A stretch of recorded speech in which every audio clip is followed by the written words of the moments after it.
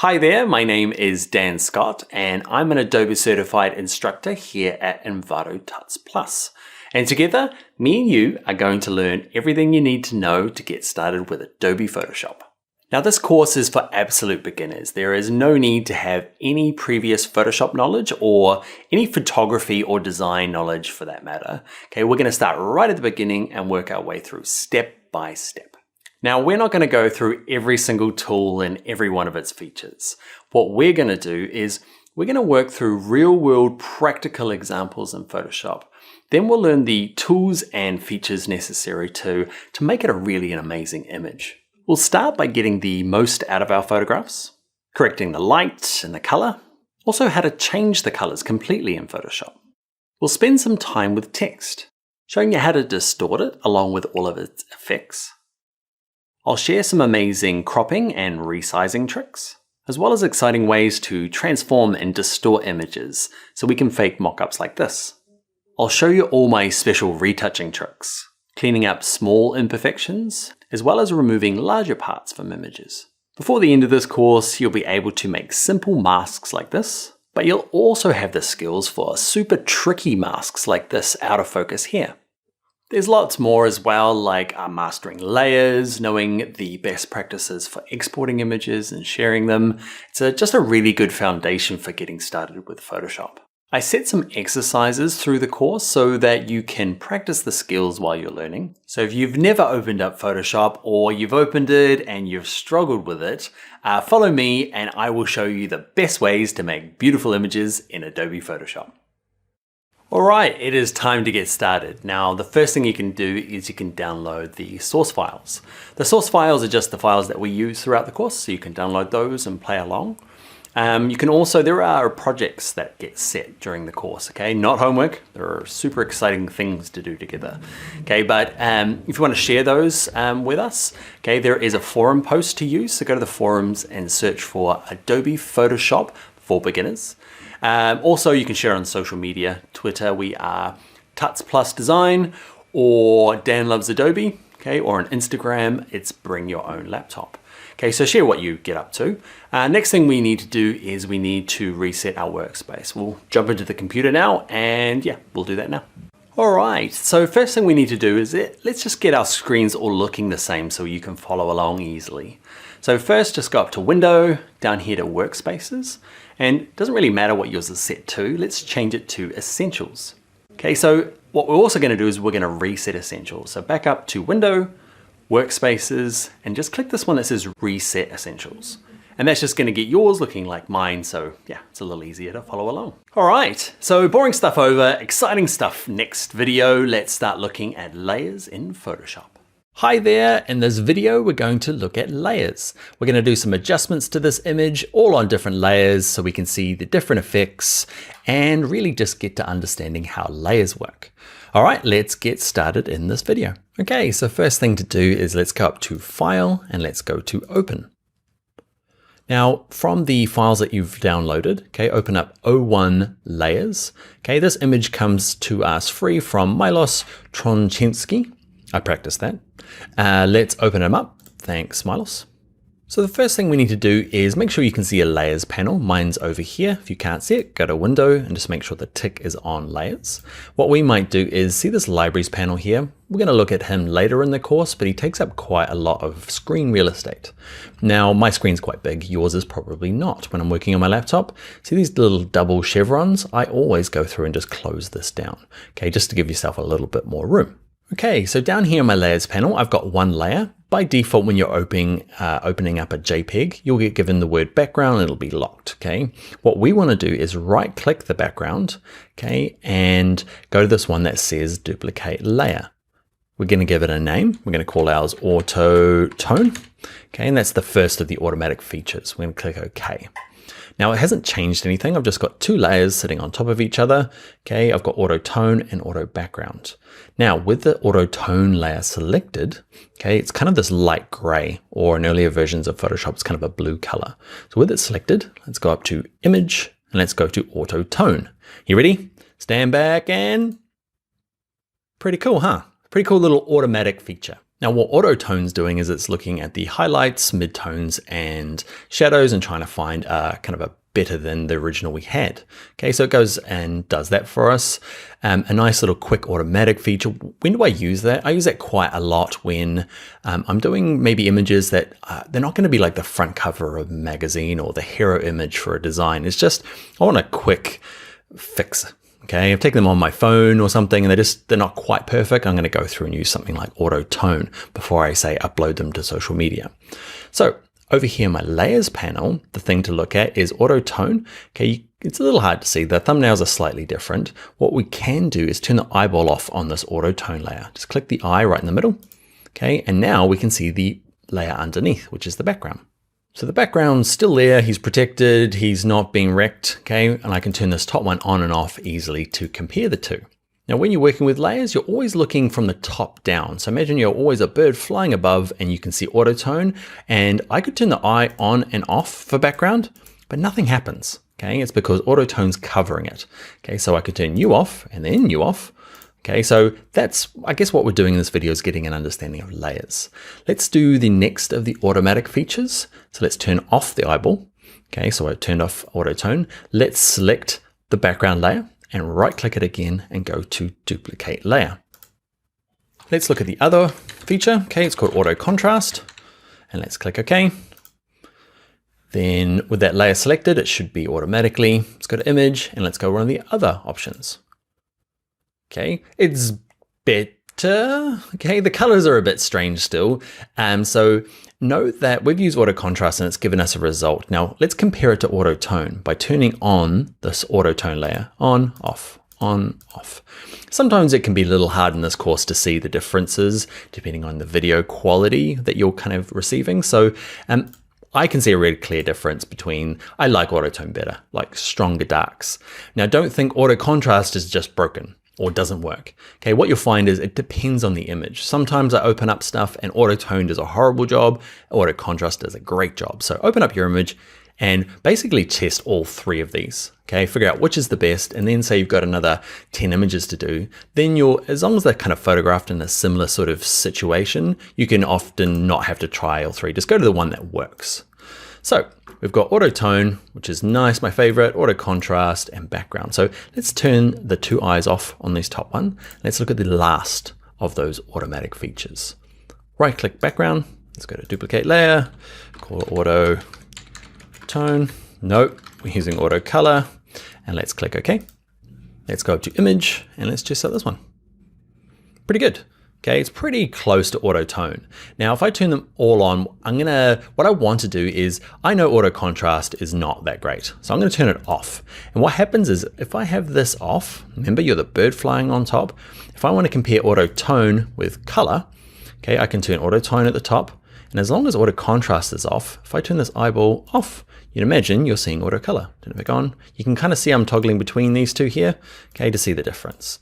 You have to experiment a little bit and play around, okay? If it makes it a little easier, sometimes like this guy here, you can just select on him and click on the trash can, okay, if he's wrong, okay, keeps the layers a little bit tidier. You can also drag them.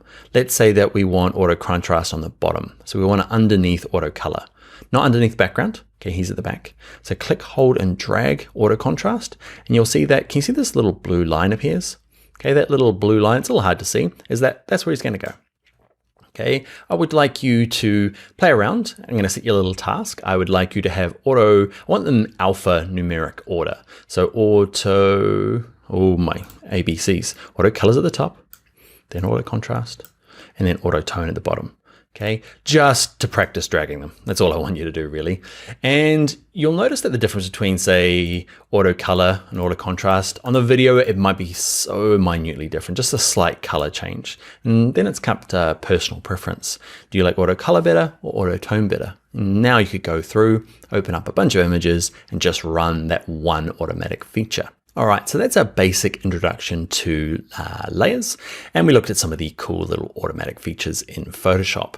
Now we're gonna use layers all throughout this course, so if you're finding like, man, heck, that was confusing with layers, don't worry, we're gonna kind of work through them every video looking at layers and you'll get a bit more comfortable with them.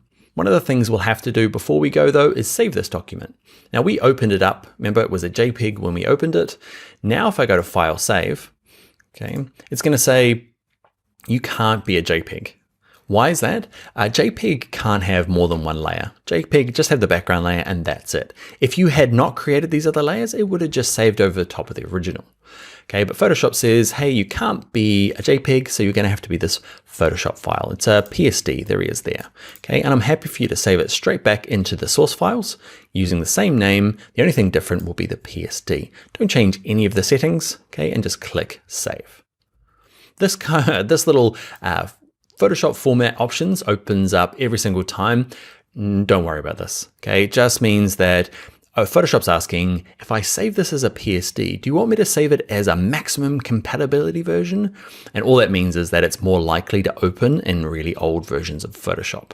Okay, so I always leave this on. It makes the file size slightly bigger, but just leave it on and click on Don't Show Again because it's not something that needs to pop up every time. I'm going to leave mine on because I'm an instructor and I need to explain this thing. It's a pain, but hey ho, let's leave it on there. Let's click OK. Cool. So let's finish this off by going to File and Close. And before you go, let's practice that. So let's go to File and go to Open. And I want you to, on your own, open up the O2 layers, the Tavern Dodson. Thank you very much for the image. Let's click Open. And I'd like to set you a task. I want you to go through, duplicate the background layer. You'll end up with 4 layers in total. Okay, and I want you to practice with these 3 different automatic features. Then I want you to reorder them to the one at the top that you feel is the best. Remember, it's not always 100% perfect. Okay, it's a bit of personal judgment, but drag the one that you think is the best to the top of the layers group, okay, and stack them up. Just a bit of practice. All right, I'll see you in the next video where we are going to look at a little bit more of Photoshop kind of foundations, where we show you how to work with multiple images, kind of copy and paste from one to the other and how that works. All right, I will see you in the next video. Hello friends, in this video we're going to look at kind of basic navigation of Photoshop. Okay, we learned a little bit in the last videos with layers, but now we're going to start moving things around and resizing them. Okay, so we're going to combine 1, 2, 3 images and put them all together on this one in these nice little cubes. Okay, so a few little shortcuts, promise not too many, but just the things that get used quite a lot. It's best to use the teeny tiny shortcuts. I promise not to overwhelm you much. All right, let's get started now. All right, so to learn our kind of workflow features, we need to open up all of those images that we want to combine. So we're going to go to File and we're going to go to Open. And we're going to be using these from Jessica Nolden. Okay, thank you very much, Jessica. And it's the O3. Okay, there's an A, B, C, and D. Now you can click one and just click Open and open them all individually if you find that more useful. A little trick though is select the first one, hold Shift, click the last one, okay, and they should all be selected, and click Open. Now, what's happening is you can see along the top here, I've got these tabs. So all the images are open in tabs. If for some reason yours doesn't, okay, that's the default. But if it doesn't, go to Window, Arrange, and just click Consolidate on all tabs. Now there's probably about 3 or 4 ways of combining images. Now I'm just going to show you the one that's the most bulletproof and reasonably easy. So we want to, this first image here, this is where we want to get those little squares. So this first one here, the way to kind of drag it to this tab here is literally kind of dragging it. So we're going to grab the Move tool, which is the first one in our little toolbar here. And you click and hold with your left mouse arrow, okay, click and hold the center of this image and drag it to this other tab. It's a bit weird. Okay, so click, hold, drag. The mouse is down the whole time, and I just hover above this tab and Photoshop automatically switches to this one. I've still got the mouse down the whole time, and then I move my mouse key down here and let go. Okay, so the big thing for that, it does feel a bit weird. Okay, I'm going to drag it into place. Now, you have the mouse down the whole time. Okay, if that went horribly wrong or didn't work at all, okay, I'm going to go to Edit and I'm going to go to Step Backwards. That just kind of undoes. I'm going to keep going step backwards until it's gone. Okay, and I'm going to practice again with you guys. So back to this tab, Move tool, click, hold, drag in the center. I'm just holding down my mouse key, holding it down, holding it down, holding it down. Okay, you do get used to it after a while. It's a strange one. Okay, so what we'll do is we'll do the same for this O3C. Okay, so click, hold, drag the center of it, and then move it in here. Okay, I'm going to try and line them up nicely. Okay, you'll notice that Photoshop's pretty clever and tries to kind of automatically align things. Okay, if yours doesn't align, go to View and come down and just make sure Show and the Smart Guides is on. It's probably on by default, but I'm just in case it's not. Okay, so View, Show, Smart Guides. Great, so that works for all images, and it's going to be quite protective when we look at things later on called layer masks and adjustment layers. That dragging option is the best way to do it, in my opinion. Okay, the last one is going to throw us a little bit. This one has a different size, so the same technique works, right? So I click, hold, drag it to my first tab, let go, but it's ginormous. Okay, so this is going to happen to you, where sometimes the images can be really, really big, like it can go 2 kilometers that way, okay? So you need to kind of get them down to a proportionate size. So this is going to be our kind of next bit of navigation. Now, we're going to be learning zooming in and out first.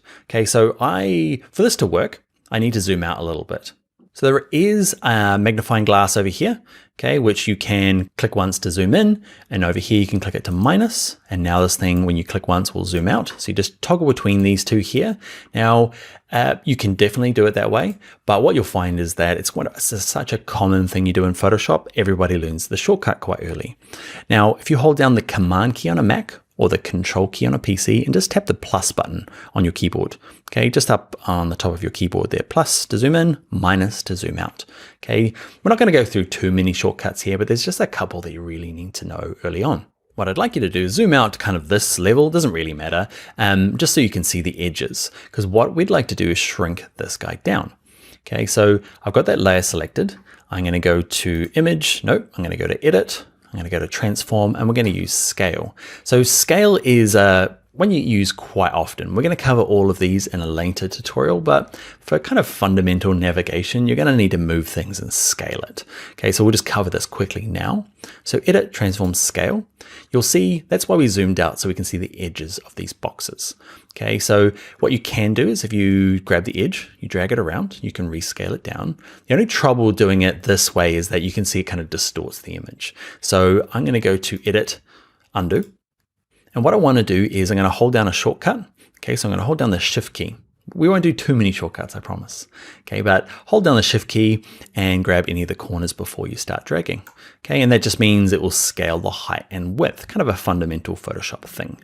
Okay, so once you get it to a size you kind of like, okay, sometimes if you're new, you're sitting here like me, looking at your hands and going, do I let go of the Shift first or the mouse key first? Okay, it's always the mouse. Okay, anytime you're thinking that, it's always the mouse. Let go of the mouse first. Okay, and then you can let go of the Shift key. And I'm going to drag mine in kind of close, and you see it kind of lined up nicely. And what I might do now is just drag it so it's the perfect width to match these other guys. Now, zooming in a little bit, who remembers the shortcut? You all do, okay? So on a Mac, it's Command plus. If you're on a PC, it's Control plus. Okay, zoom into a nice kind of size. And this brings us on to our next kind of fundamental navigation feature that we need to learn in Photoshop. Okay, and it's just moving around this canvas. So you can see I can't see the bottom here. Now the long painful way is grab any of these sliders and drag it down. And that is fine when you're really new. Okay, and I threw a lot of shortcuts into this tutorial, just one more. Okay, hold down the spacebar key. See my little arrow here? The spacebar key transforms into the little hand. Okay, so spacebar key and just kind of click, hold, and drag your mouse. So spacebar down, click, hold, drag around. Okay, or use these little slidey handles. They are totally fine. All right, and what I'd like to do is just resize it a little bit more so it matches these sizes. So what's the key I hold down to make sure the height and width is the same? You remember, it's the Shift key. So holding Shift, drag it up and just get it kind of close. We're not looking for perfection right at this moment. We'll cover a little bit more later on. Okay, get it close. Now, when you're finished, you need to kind of say, Photoshop, I am done. To get rid of these like little marks around the outside, because you'll find that some of, you see my menus just don't work now. Okay, because it's saying, I'm halfway through this thing, please. Dan, finish it off by hitting Return on your keyboard or the Enter key. Okay, and that just kind of gets it to where I need. I'm going to zoom out a little bit, which is, you remember, Command minus or Control minus. Okay, and what I'm going to do is with my Move tool, okay, and now depending on if you've turned yours on or off, make sure Auto Select's on. Okay, and I can click and drag this one up here. I'm going to drag this one here and this one here. Ah, beautiful. All right, my friends, that is going to be it. So just to recap, to move things from one image to another, or at least one tab from another, use your move tool. Click, hold, drag it up to the tab, hold the mouse key down the whole time and let go of it. Now, if you end up with problems with it being the wrong size, you go to Edit, go to Transform and use Scale. And if you want to lock the height and the width together, what do? That's right, Shift key, hold that down, okay? And the other two things we learned were some shortcuts, okay? Zooming in, which is Command plus or minus on a Mac, or Control plus or minus on a PC. And once you're in really close, okay, you can drag around with these guys or hold down the spacebar key to move around. Click, hold, and drag your mouse. All right, friends, let's get on to the next video where we start looking at something called levels, probably the thing I use the most in Adobe Photoshop. All right, let's go there now. Hi there, in this video we're going to look at something called levels. Basically they get the shadows and the highlights and the midtones all to look really nice. Okay, let's take this image here. Okay, looks great, but then we add levels and looks more amazing. All right, it's the foundation, it's the thing that I do most in Photoshop when opening up a new photograph. Let's go learn how to do that now in Photoshop. All right, so first up, let's go to File and go to Open. And in your source files, open up O4A, okay, this one here. It is a photograph by Errol Ahmed, okay, and let's click Open. All right, so let's look at opening the levels. Now there's a couple of ways of opening it in Photoshop. And if you've done Photoshop a long time ago, you might have used this method here. Let's not use these. These here are very destructive. So we're going to use the non-destructive methods, okay, which is basically this adjustments panel here. If you can't find it, let's go to Window and just open up Adjustments. And you've got to hover above them. After a while, you work out what these little icons do. But can you see here, I've hovered above it with my mouse and you can see, whoop, there is where levels is written. Okay, so I'm going to click on this one here. This is definitely for me as a amateur photographer, but professional designer. I use this one the most when I'm fixing up my images because I need a lot of work with my imagery. Now, this complicated looking thing opens up. It's called the histogram. It's not complicated. Well, it's not very hard to use, which is nice. Basically what we're looking at is information from images. This is all see this little dark house here and the white house? This is everything that is really dark in the shadows, and this is everything that's really bright like lights. Okay, you can see here it's missing a little bit of information there and a little bit there. Now what you do with levels is you basically just drag this black slider up into the first little mountain here. Okay, so click, hold, and drag it. And you notice over here in my image, if I click, hold, and drag, as I drag it, okay, and I get closer to this kind of peak here, the blacks become a lot stronger. If I go too far past this like first rise, watch this, it starts kind of like getting kind of weird. Okay, so there is not a perfect adjustment, but you just drag it here, basically the beginning of the first hill. Okay, the same on the other side. So there are whites in here, but they're not super strong. To make them nice and strong, all we do is grab this white little kind of house thing here, drag it to the left, and do I want to drag it all the way in here? No, because it starts, I start overexposing some of these whites and they start blurring together. So it's kind of the beginning of the first little hill. There it is there. Okay, so often just dragging those two in, tucking the two ends in will get you your strong whites and your strong blacks. Now the middle slider here, the gray slider, is all your midtones. Now this will depend on the image. Basically every image that I open up, I often tuck in the ends, okay, and they both come in. Now where does this middle slider go depends on the image. If I drag it all the way to the right, darkens it down, all the way to the left, it lines it up. And this will really depend on your image and what look you're looking for. Okay, so I'm just dragging mine back and forth and I'm looking at my image, not my slider over here. Okay, looking at the image and just finding where I feel it's nice. Now, I didn't need to move it much at all. And that is correcting an image kind of 101. I do this, the first thing I do before I do anything else in Photoshop is just get the levels right. Now to check whether you've made this thing better or worse than when you opened it, you can see here, this is called an adjustment layer. So these are the levels. You can see it's appeared in my layers panel. The cool thing about that is that I can turn it on and off. Okay, like we did earlier on when we did our automatic features, you can turn this on and off. Okay, so turn the layer off, I can see the background underneath, and that's what it started like. And it looks fine when we open it. It's not until we do the levels that you're like, okay, man, there was a bit more in that image I could have got. Okay, so yeah, that is levels. What I'd like you to do now is save this image. Okay, it's going to ask you to call it a PSD, and that is great, Photoshop document. And I'd like you to open up the second example. Okay, and I'd like you to practice on your own. So it's O4B, okay, and open up this one here, and yeah, practice the same thing. Create adjustments layer, okay, under levels, and yeah, see how you go. Tuck in the two ends and then decide where that middle slider goes. And this will be a cool time to share what you've done and kind of what, what your end result would be. So check us out on social media, and that's at Tuts Plus Design. I'm Daniel Loves Adobe, and on Instagram, I am Bring Your Own Laptop. So take a screenshot, save a JPEG. I'd love to see what your end result with that second example is. All right, so let's get on to the next video where we look at vibrance, okay, getting and extracting amazing color from your images. All right, let's go and do that now. Hi there, in this video we're going to look at vibrance, and we're going to do this before and ready after. Okay, I've gone a little overboard to exaggerate the effect for the intro, okay, but let's back it off a little bit and let's look at kind of some real world use in this video. All right, let's get started. All right, first up, let's go to File, Open. And if you did the previous tutorial and you did the homework that I set, which was this one here, 04B, have that one open because we're going to use that one. If you didn't and you skipped ahead, you can open up 05A, and I've done the homework for you. Let's click open. Basically, this is the image we want open. You might have done the levels yourself. You might skip to this one here where I've done them for you. So levels is the first thing that I do. The next thing is vibrance. Okay, so with the layer selected, let's go to our adjustments panel, and it's this kind of like V here. Okay, it's the last one on the top right. Click on vibrance. Now vibrance, if you are like maybe old school Photoshop and you're kind of getting back into it, saturation was the only option before. And saturation and vibrance are, I guess, interesting things to compare. So vibrance is the best one to use in my opinion. Okay, watch this. If I crank the vibrance up, things just get more amazing. Okay, or the big difference is that you can see some of these images or some of these colors here at the front here, especially these pinks and these yellows, they're actually quite strong already. What vibrance does is when it lifts them up, it starts lifting up other colors, supporting colors in the background, whilst leaving these. They go up a little bit, but not as much as some of these background colors. So let's look at this green here. Okay, if I lower that back down to about 0, it's kind of washed out. And instead of increasing them all equally, it leaves some of these more saturated ones or alone. Okay, and brings up some of the other ones to meet it. The difference between that and say saturation, watch this, if I crank up saturation, to get this kind of green to come out, these guys end up going a little bit overboard.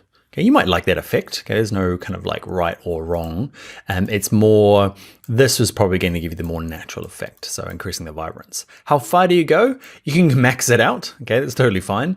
Often, depending on the quality of the initial photograph, it's only kind of slight adjustments just to kind of lift the colors. Plus 40 in this image works for me. Down the bottom here, remember the eyeball, on and off this vibrance layer just to see if I made this better or worse. You can see it's just lifting, say, these blues back here and these greens here just to make a more colorful image or more vibrant image. I might go up even a little higher. You can do both. Okay, bit of saturation and a bit of vibrance. Not normally what I do.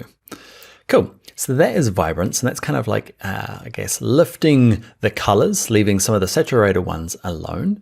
What I'd like you to do is save this document, close it. Okay, it'll save as a PSD, and I want you to open up the second version. Okay, this one here is Justina Poon. Okay, open up her image. Okay, and I'd like you to do the same thing. Go to Adjustments panel, go to this little kind of V, and see this one here. Oh, I want to do it with you. Okay, I said it for homework, but I'm doing it with you.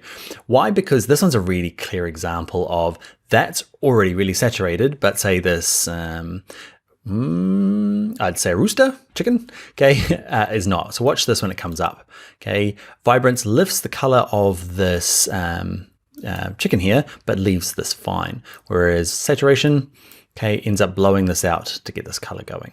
So have a practice with this, even though I just did it with you, and save it. I'd like to see your final result. Okay, so check us all out on social media. Twitter is Tuts Plus Design, and on Twitter I'm Dan Loves Adobe. Or if your favorite is Instagram, I am Bring Your Own Laptop. I'd love to see what you did. All right, let's get into the next video where we start looking at adjusting kind of specific hues. At the moment we just made everything a bit better. Okay, let's say we have a color shift and there's a little bit too much color. We can start doing some more selective adjustments.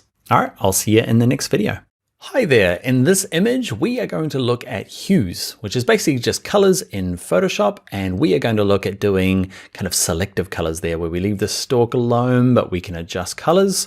Okay, cool stuff like that, and also more kind of like practical stuff where say this image here, the colors are great but we just want to make them, lift them up a little bit. Can you see before? after, before, after. Okay, just to kind of like subtle adjustments, more of the day-to-day use of Photoshop's hue adjustments. All right, let's go and learn that now in Photoshop. All right, let's look at the first step. Let's go to File, let's go to Open, and in your source files, open up 06A, the first one. Okay, thank you TJ. Let's go to Open, make sure we're on our Move tool, and we are going to go back to our Adjustments panel. Okay, so we looked at levels earlier, and then we looked at vibrance. Now we're going to look at the kind of next step, and we're going to look at this one called Hue and Saturation. Click on him, he's the first of the second line. And to start off with, I want you to grab just this main hue slider here, grab the little diamond in the middle with the triangle, and drag all slowly to the left. Ooh. And then slowly to the right. Cool, huh? Okay, it's just a way of going through and deciding and changing the hue of an image, okay, completely. Now this works perfectly for this particular one because there's only one color in the image.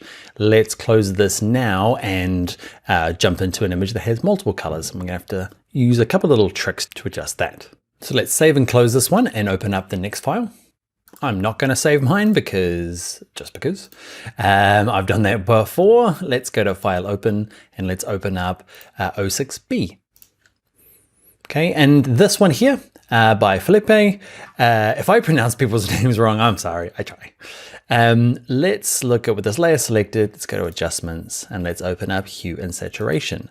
Now, if I grab this hue slider now and I want to change this to say pink, if I change it to pink, where's pink?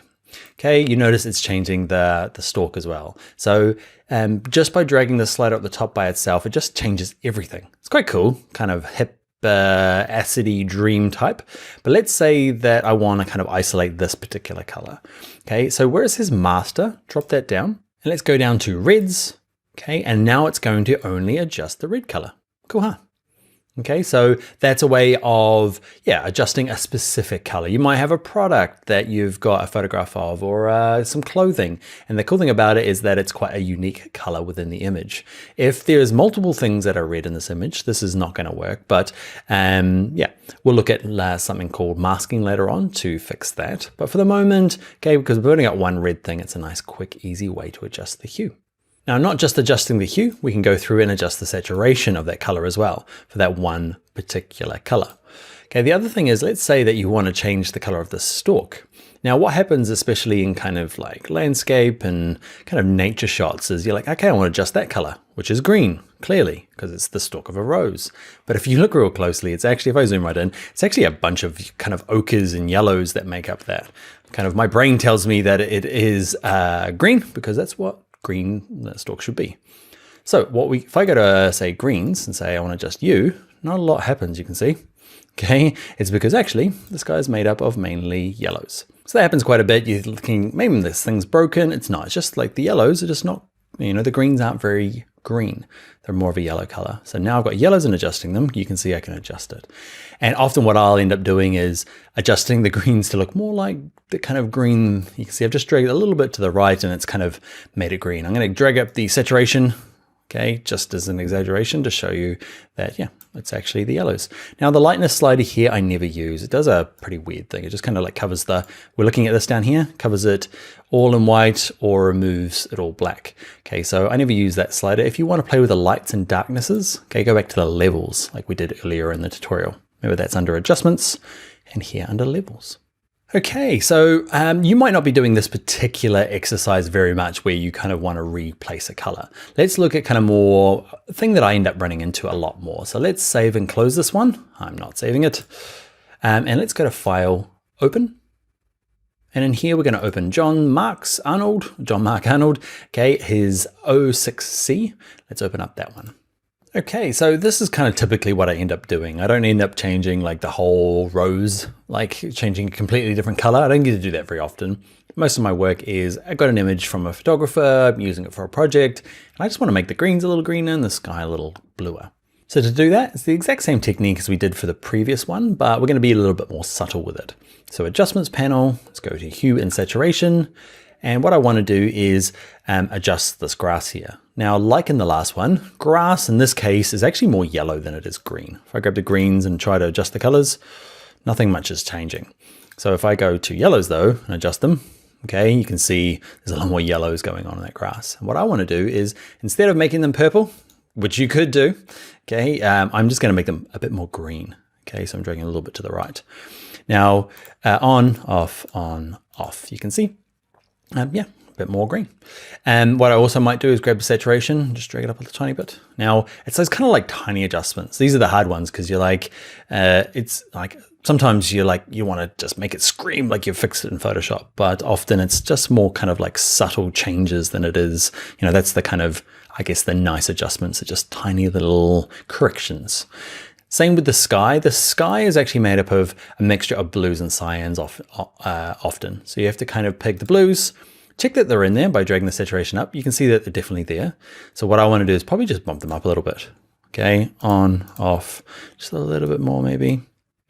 And in here, you might go to the cyans and I crank up the saturation, definitely in there as well. So there's a mixture of both of those colors. And you can decide whether you want to kind of adjust them and make them maybe a little bit more blue or, yeah, there you go. Just a little bit of touch that way. And I'm going to crank up the saturation a little bit.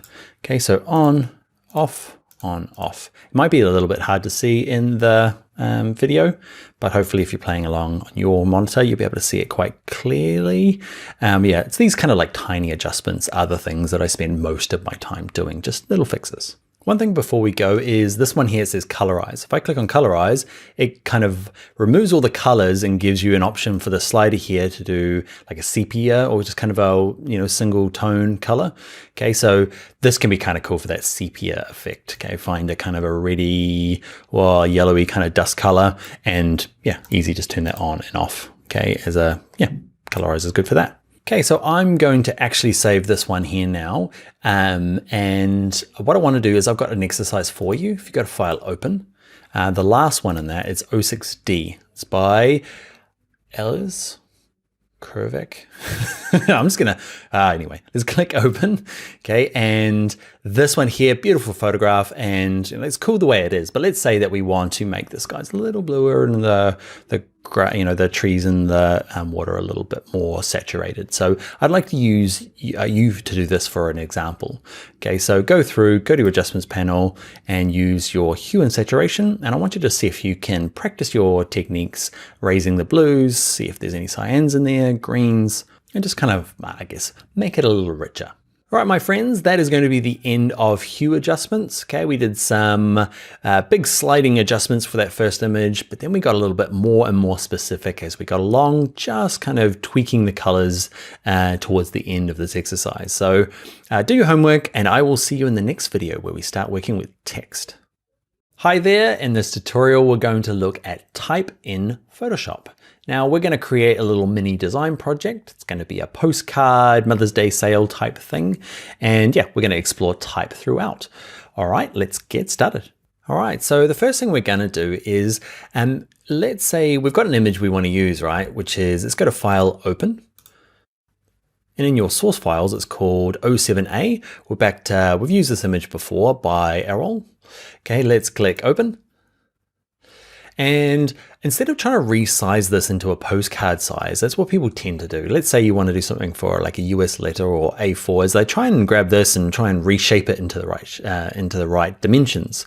It's way easier in Photoshop to go to File, New, create the right size, then drag that in and use our cool little scale option to kind of resize it so it fits. It's definitely easier doing it that way.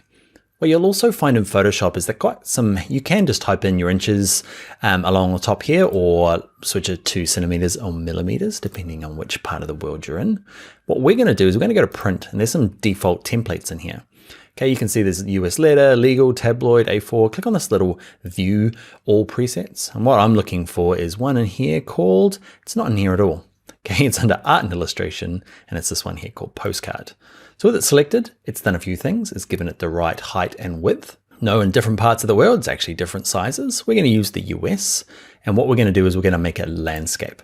Okay, just for this one. We're not going to change anything else. Just make sure yours looks like mine in terms of resolution and color mode, but we'll discuss that later on. Let's click Create.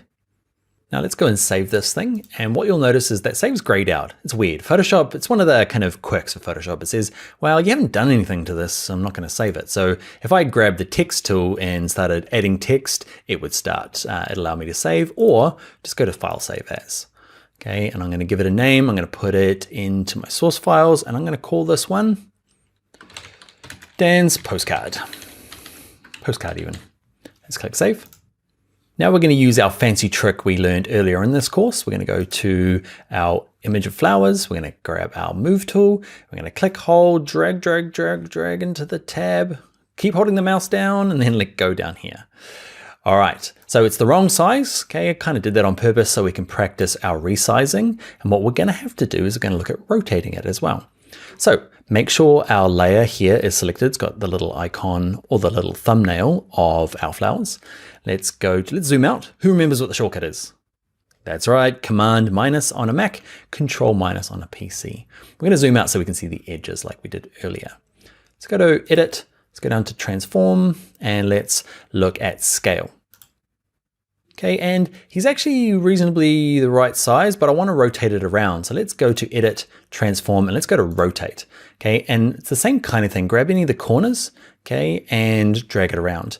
Now, remember when we did the scale, when we held Shift and it would kind of resize it proportionately? Holding Shift in this case, when we're using the Rotate tool, okay, it just kind of locks it into 45-degree angles. Okay, so it's just nice little steps. So I'm going to rotate mine around so it looks like that. Then I'm going to go back to Scale, Edit, Transform, Scale, grab the corner, and remember holding Shift, drag down, and let's get it to a sort of size like this. You can drag the center it afterwards by letting go. You can let go of Shift and just drag the center. Don't drag the little dot in the center. Okay, it's just the center of rotation. Just won't do what you want. Just drag anywhere else in here and we can move it around. Okay, I'm not too worried too much about the edges at the moment. Okay, I just want to get it kind of lined up-ish like that. Now remember, nothing works. Why is it not working? We've got to press Enter on your keyboard or Return. Okay, just say, I'm done. That's what I wanted to do. All right, so let's now add some text. Okay, so down here is your text tool. Now, actually, let's zoom in a little bit. You remember the shortcut is Command plus on a Mac, Control plus on a PC. Grab the type tool. It says capital T here. Okay, and what you can do is, we're going to learn the kind of two ways of adding text. The first way is clicking once. Okay, and you can type in, and it just kind of goes forever. I'm just mashing away at the keyboard to give you an instance. Now, if your font is a whole lot bigger or a different color, it doesn't really matter. What you might do is select it all and change the font either over here. You can do it in both places, the top or over here on the right, down to something like 10 point for this example. So that's one way of adding type. When you're finished, okay, you can go back to the Move tool, and that kind of commits that change. And I want to show you the other way of adding type. That's good for headings. So, but if you've got some like say body copy that wants to go in, grab the type tool. And before you start typing, actually, no, that's fine. Okay, is just to click, hold, and drag out a box. Okay, whereas before we just clicked once and we started typing. This one we clicked, held the mouse down and dragged out a box. What this is cool for is I'm mashing away at the keyboard again, but you can see it kind of breaks onto different lines. Okay, it's a good way of putting in body copy. If yours is like mine, there's these massive big gaps in between the lines here. Okay, I'm going to select it all by using my type tool and just kind of like drag up across all of this. And then over here under line spacing, it is way too big. I'm going to set it back to auto. Cool. So let's look at styling some of this now. So those are the two ways of doing it. Clicking once, and the other one is clicking and dragging a box, depending on what you need. Remember to finish this, go back to the Move tool. Great. So what I'm going to do is I've got these two layers, crazy letters in them. So this first layer here, actually, it doesn't really matter what layer you're on. If you grab the type tool, click anywhere in this top part, I'm going to select all the text, hit delete, and I'm going to type in some proper text now. So yeah, we're going to cover a few more text features, but now it's a little bit, we're doing a little bit of design work. Okay, so Mother's Day sale. I'm going to select all the text. I'm going to make it white. Now you can see I can use the color here or color there. I've got the text selected. I'm going to pick color.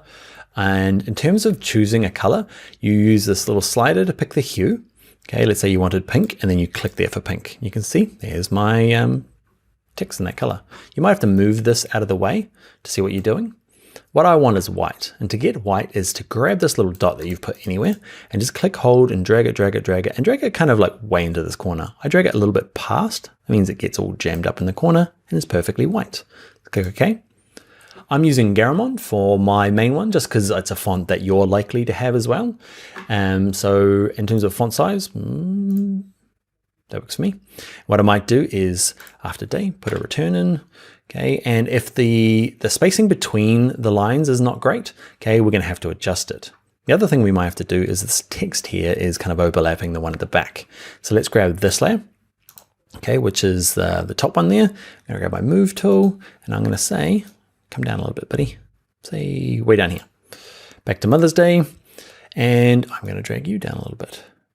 Awesome. Don't worry if you're finding it a little bit hard to read against the background with your font. We're going to add drop shadows in a future video to this particular text. Let's look at a couple of advanced features. Let's grab the type tool. Let's click once, okay, because I just want a text box that runs on forever. And I'm just going to put in, let's say, save the date. Save the date. Font's a little bit big, so I'm going to have to grab it all. Let's just make it a bit smaller. Okay, and weirdly, it's different all around the world, right? So I'm in Europe at the moment, and it's different from where I'm from in New Zealand. Okay, I think it's the second Sunday in May in New Zealand, but it's not the same in Ireland here, which can be tricky. Sorry, Mum. The reason I'm doing this is I want to select all the text. Okay, and I want to make it capitals. I want to change the font first. I'm going to pick probably one you don't have. You can pick any font you like. I like Museo at the moment. Okay, it's one you can download and buy from Typekit. We're not going to cover how to install fonts specifically just yet, but I'm going to pick, yeah, I like that one. Okay, so pick any font, and let's say I want to make it all capitals. So over here, you've only got some basic kind of features. You've got the font, the kind of font weight, basically whether it's light or bold, and some other basic stuff. You got this advanced button. It's not that advanced. Click on it and it gives you kind of, I don't know, some of the stuff that I'm used to seeing in a type panel. And the one that I want is this third one in, and it says just make all caps. So that's what I want to do. I want to drag the font down.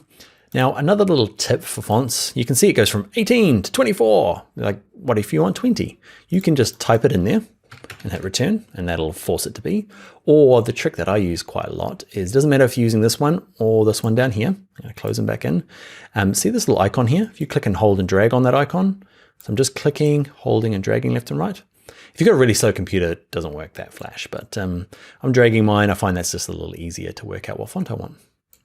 Great, I've got mine down to 12 point. Okay, my move tool, and I click it, drag it there.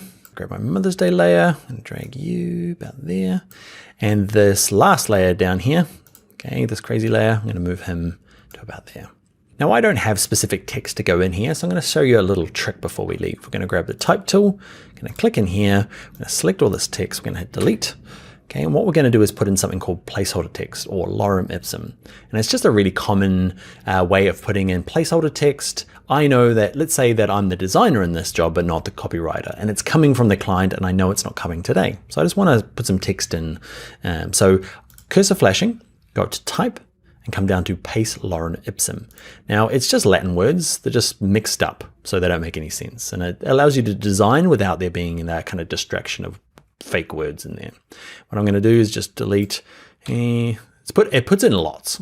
Okay, so I'm deleting lots of mine, just so I've got a little bit of lorem ipsum in there. I'm going to put in a couple of returns. I'm going to put in www.florist, my florist. This is totally made up brand. Okay, myflorist.com. That's probably a website, not mine. So I'm going to select all the text, and now you might want to skip ahead because I'm just styling now, picking white. Okay, what font am I going to use? I'm going to use that Museo again. I like that one. Museo. I like Museo rounded. It's really cool. Back to my move tool. And that's going to be it for this particular course. The big thing to know is that you click once, you get a type box that goes on forever. If you click and drag, you get a box that has an outside or a kind of a break at the end. The other good tip is to select on the layer, and you might need to go into advanced. Now, I don't think advanced is super nerdy stuff. It's just, actually there's some good usable stuff in there. And you also know if you toggle this or keep clicking it, it switches between your advanced character and advanced paragraph. So if you're looking for indents and other stuff, yeah, just keep clicking on this, mash away until you find the one you need. All right, my friends, let's finish this one and get into the next video where we look at doing type on a path. Hi there, in this video we are going to do things like this where we get the, say, photographer's name to flow along the edge of the leaf here, okay, along a path. And down the bottom here we're going to make this particularly ugly badge where we get the text to flow along a circle, and then we're going to make some bulgy text in the middle, okay, all learning cool skills using text in Photoshop. All right, so to get started, let's open the file to get started with. Let's go to File, Open. And in your source files, okay, you can open up 08 warped text. Now, if you are following along this tutorial series in order, okay, you can just use the file that you created in the last video rather than opening up this one. Okay, but if not, open up this file. And what I'm going to have to do, what you might have noticed, is I picked some new fonts. I just couldn't handle Garamond anymore. So I picked some fonts. The trouble is you're not going to have these fonts. So what I'm going to have to do is I don't want there to be any kind of trouble when you're trying to open the document and it's saying you've got no fonts. So what I'm going to have to do is click the top one, hold shift, grab the last one, and dun, dun, dun, we're going to go to layer and we're going to do the merge layers. Now your file's going to open. It's not going to have any trouble, but the text is not editable. Sorry about that. Cool, so let's start with the kind of curve that goes around here that identifies the photographer. Okay, and we'll get, it's called type on a path. Okay, that's the kind of term for it. Now, what we need to do is create a path to follow. And we're going to do two versions. We'll do that plus the little badge down the bottom you saw. And we're going to start with, if you find the pen tool over here and hold it down, so click, hold down the pen tool. Okay, and these extra options pop out. We're going to use the freeform pen tool. If you're already master of the pen tool, use that one. Okay, the freeform pen tool is for people that don't even know what these are. Okay, it's a nice, quick, easy version. So let's grab freeform pen tool. There's kind of two things before we get started. Along the top here, you can pick shape or path. Let's be on path. Okay, and on the top here, there's a cog. Click on the little gear wheel thing and curve fit. Bump it up a little bit, okay? It goes, I think maximum is 10, but go up to 5. All it does is when you draw, it's gonna help you kind of like smooth out the line. So if you're drawing with a mouse and you're finding the line's not very nice, just go into the cog and adjust this curve fit. Cool. So what I'm going to do is I want it to kind of curve around here. It's best to start where you want the text to start. If I start up here and start drawing down, but I want my text to come up this way, it can cause problems. So I'm going to undo, edit, step backwards. So I'm going to start down here and I'm going to try and go up and over. It's a really hard movement to do. If you're finding it hard, I've practiced a couple of times off screen. Okay, so that was okay. And you'll notice that it's curved it out nicely. That's to do with the settings in the cog. So that's an okay start for me. Okay, if you get it wrong, edit, step backwards, give it another go. Once you've got your path though, the interesting things about paths is you don't see them as, they're one of the few things that don't appear in the layers panel. They end up in this path panel. Don't go in there, it's messy and scary, but for this technique, we're going to stay out here in the layers. So all we need to do now to get the text to follow along is grab the type tool, and there's no extra settings. You just got to watch this icon change. You can see by default, it's this kind of like, I don't even know how to describe that that thing there, but you can see it in front of you, right? And when it changes, look, ooh, see the little line going through it? Bad, good, bad, good. That's the icon you're looking for. And wherever you start clicking is where the text is going to start. So I'm going to start somewhere down here. It doesn't have to be perfect. You'll notice my cursor is flashing. Now, if the last thing you did in Photoshop was a really big font, okay, it was up to like 200, it's going to be this giant flashing cursor. So before you start typing, just pick out an appropriate size. I'm going to go real small on mine. It's going to be about 6 point. Pick any font you like. I'm using Museo Sans rounded. Okay, but you can use anything you like. And we're going to type in the artist name.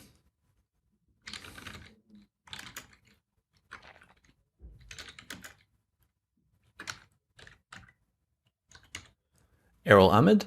Okay, and yeah, that's type on a path. if you can draw it and you can use the type tool just to click on it, and we'll follow along. There's a couple of things you probably want to do is you can select all the text like normal and make some adjustments, okay, font and size and color. Mine's white. And the other thing you might want to do is this starting position for it. So I'm going to zoom in, remember Command plus on a Mac, Control plus on a PC. Okay, and I'm going to use my little sliders here. I can't use my spacebar shortcut that we learned earlier on because I just learned if you hold down spacebar, it just puts in lots of spacebars. Cool, so we've got this. Now we want a beginning and ending point. You can kind of see them there. There's this little cross icon, that's the beginning, and that's the ending. To adjust where it starts on this line and where it ends, you have to use this tool here. It's just underneath, okay? It's the path selection tool. Now, again, you can hold down this tool. If yours is stuck on the white arrow, that's fine. Just click and hold it down and grab the path selection tool. Cool. And if you click hold, you can drag the beginning point. Drag it back.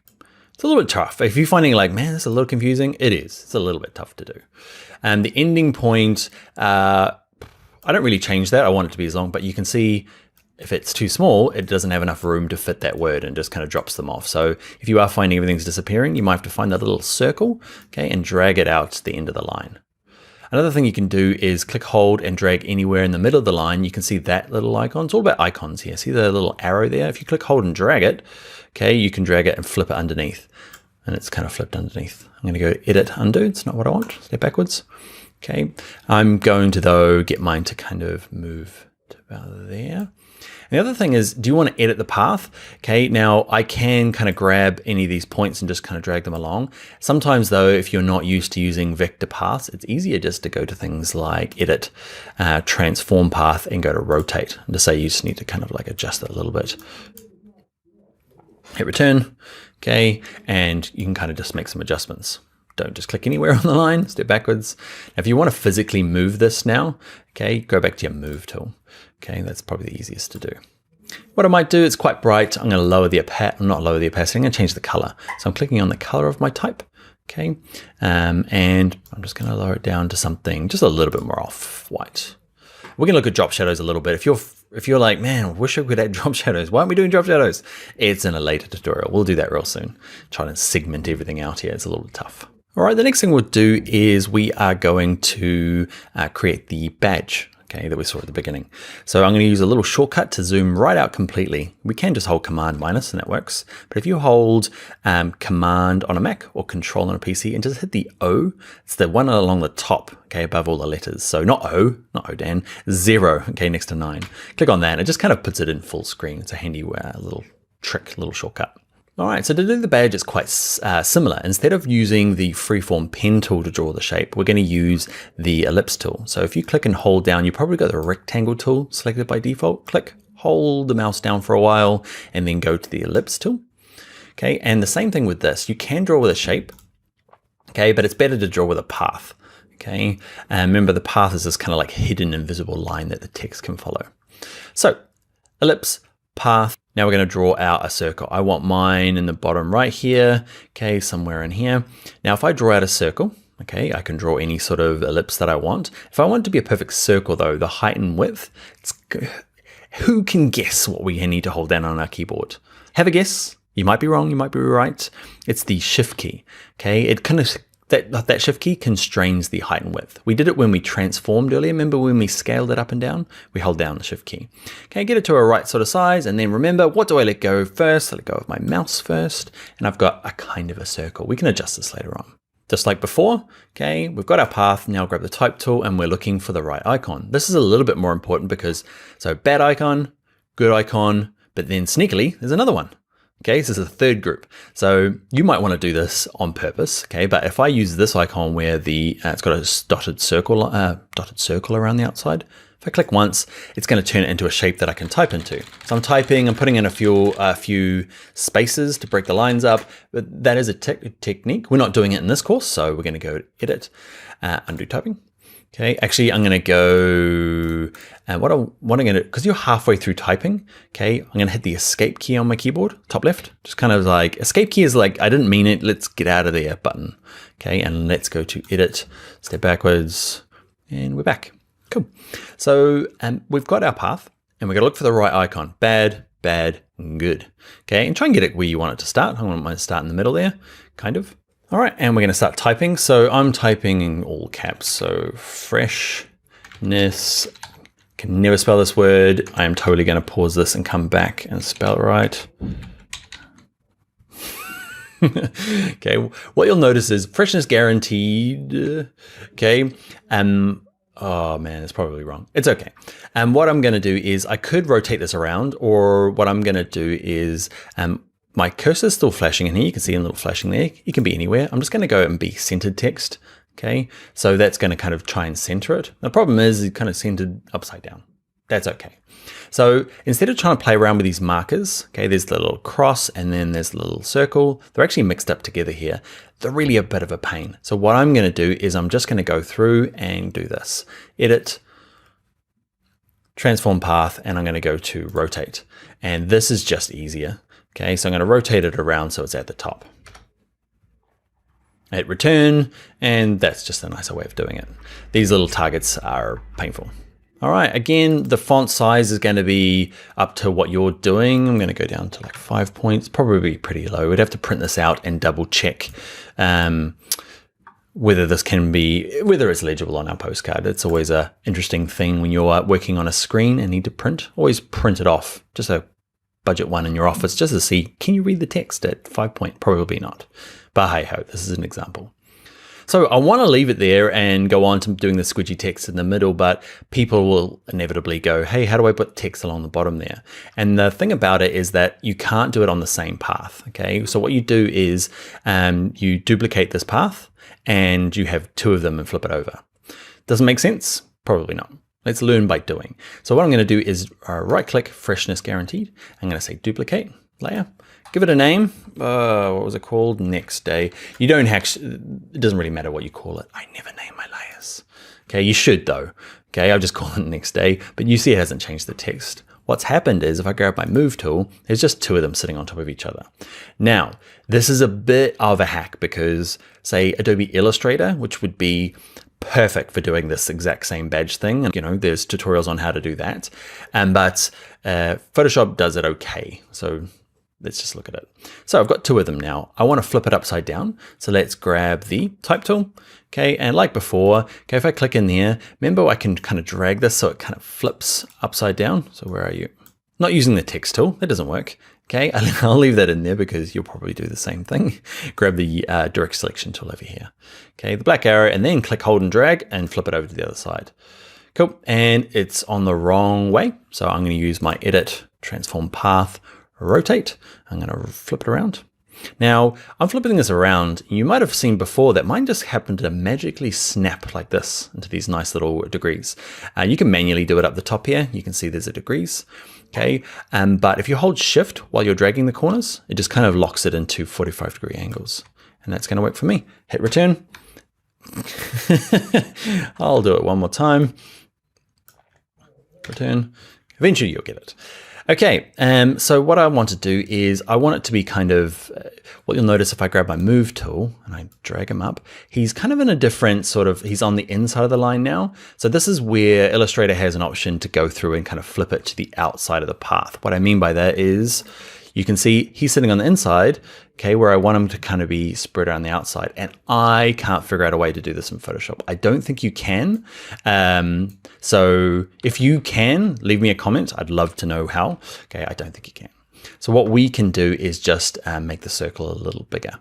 So the same part, edit, transform path, and let's go to scale.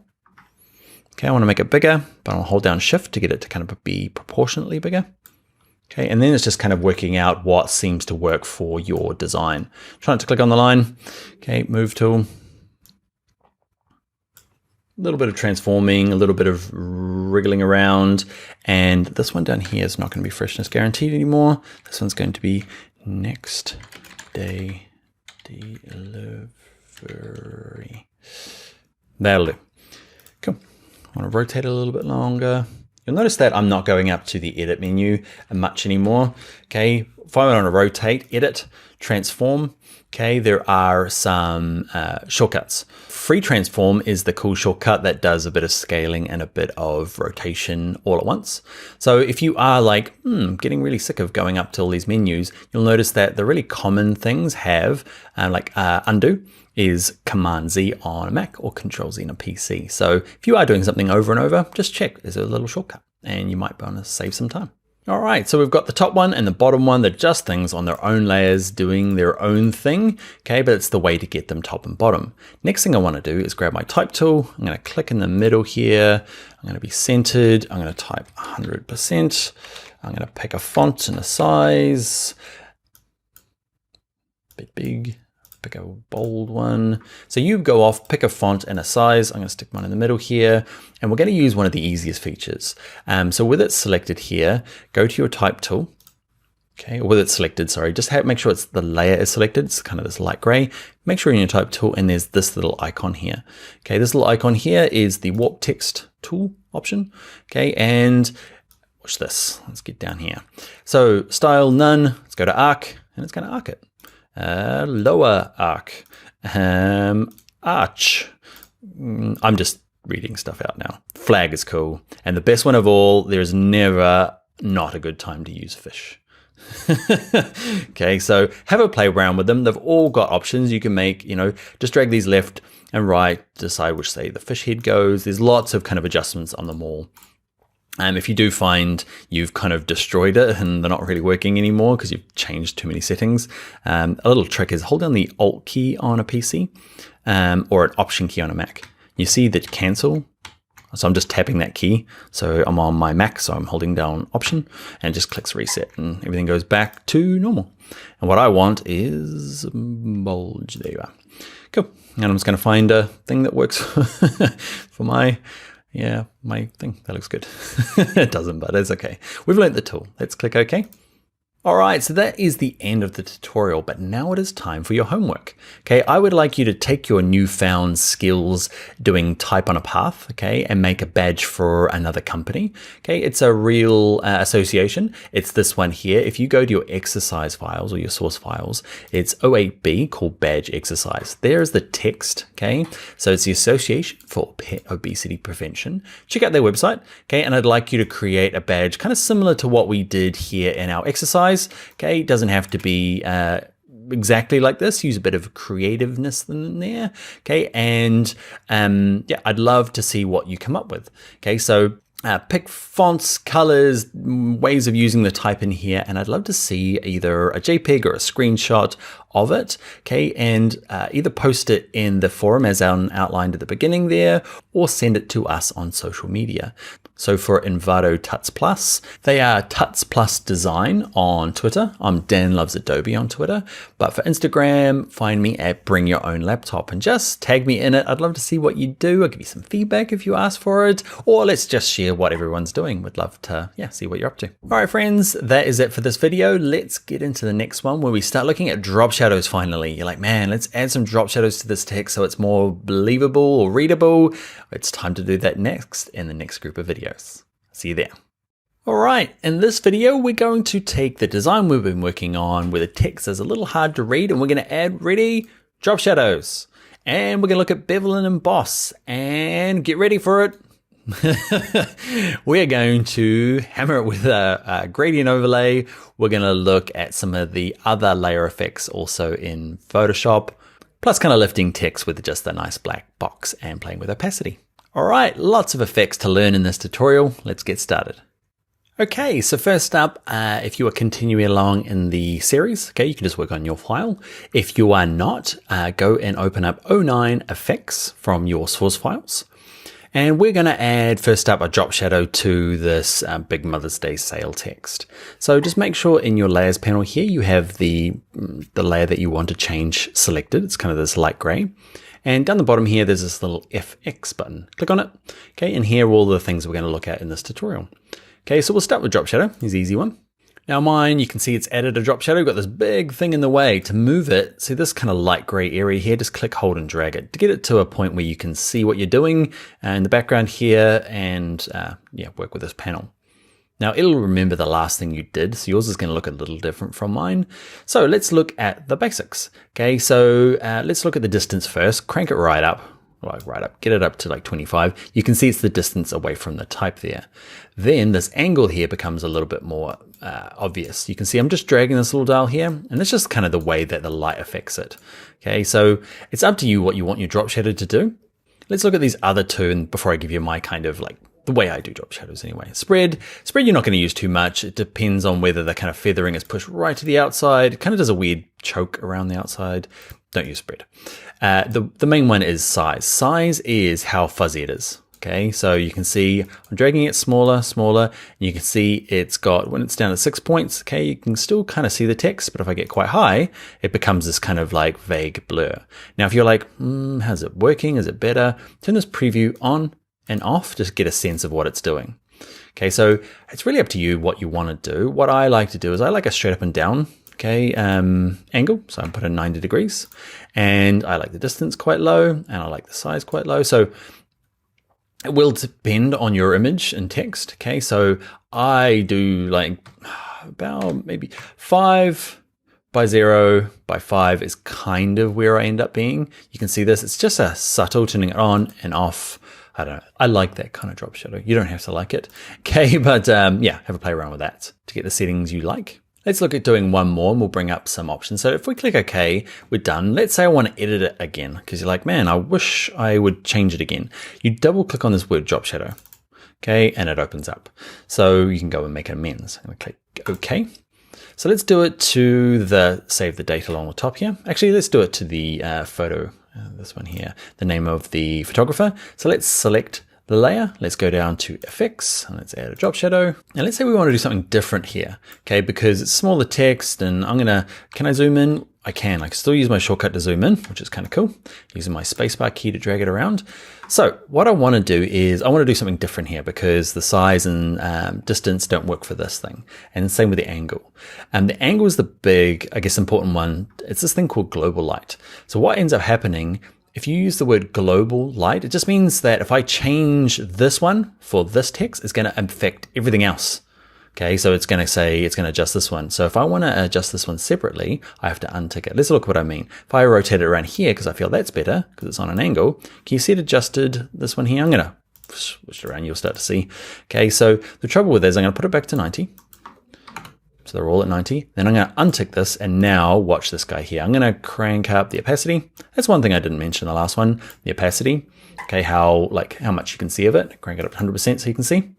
And this one here, 5 by 5 doesn't really work. So I'm going down 3 by 3, okay, to kind of get it to come out, but the opacity down a little bit. But because global light's off, it's not affecting the angle here. Cool, let's click OK. Let's look at another way of kind of like lifting text off the page. We'll use Bevel and Emboss. Now, Bevel and Emboss works really well with thick text. It's not going to work with any of this kind of like lightweight text. So I'm going to click on this one here, 100%, make sure it's selected in my layers panel. Down here, let's go to Bevel and Emboss. Okay, and I'm going to move it out of the way. It's always in the way. Okay, there we go. There, that'll work. Cool. So these are the defaults. Okay, and it's a bit of experimenting here, and you can kind of look at this as a kind of a really clear indication of what's happening, and down here how it's affecting the type. First of all, the style. Emboss tends to look. Emboss does both the outside of the text and the inner part. Okay, pillow emboss kind of looks like it's sitting in something. Outer bevel. Just the outside, so it's kind of lifting off the background. There's different techniques for kind of deciding, it's a personal choice here. Okay, I don't like bevels much at all, but people do, so we'll show them. Okay, so what am I going to use? I'm going to use inner bevel. And let's have a quick little look. Smooth, chisel hard. Just look at the edge here. It gets a little bit more, you can see there. Oh, I kind of like it. Kind of do. Almost there. Depth is how, basically it's how much the shadows you get. Okay, how extreme it looks. I feel like it should be a bank letters on the front of a bank or a lawyer's building. It needs this kind of like chiseled. You need to use Trajan, the font, and you need to use chisel hard bevel. Again, size and soften, they're going to kind of make sense as you experiment with them.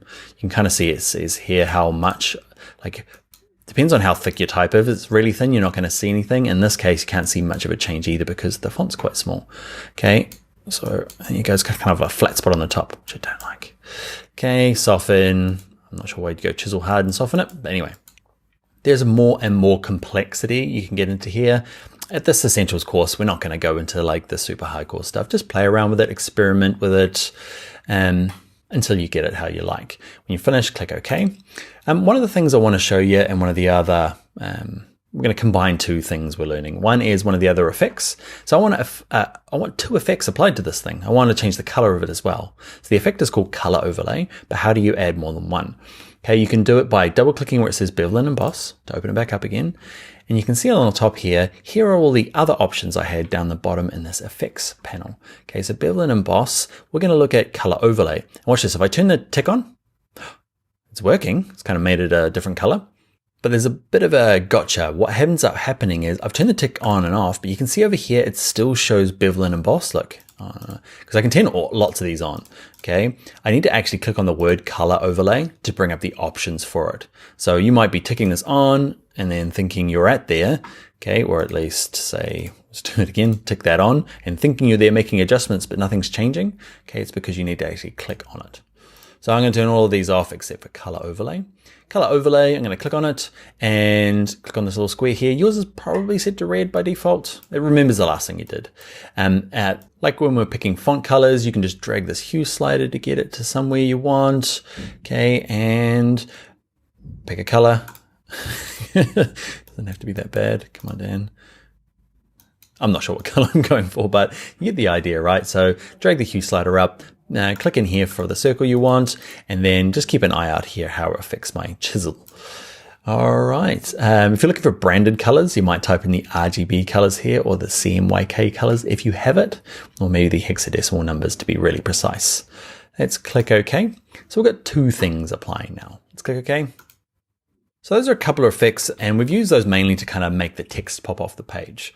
What I'm going to show you is a technique that I use. It's not an effect, but it does the same type of thing. It's just using a big old rectangle. So you saw it at the beginning, okay, in the intro. So if you grab the rectangle tool, the only trouble with what we've got here is last time we were using it, remember we were using the ellipse tool to do the badge, okay? And as soon as we went to the ellipse tool, we changed it from shape to path, which is going to cause problems now because we don't want a path, we want an actual big shape.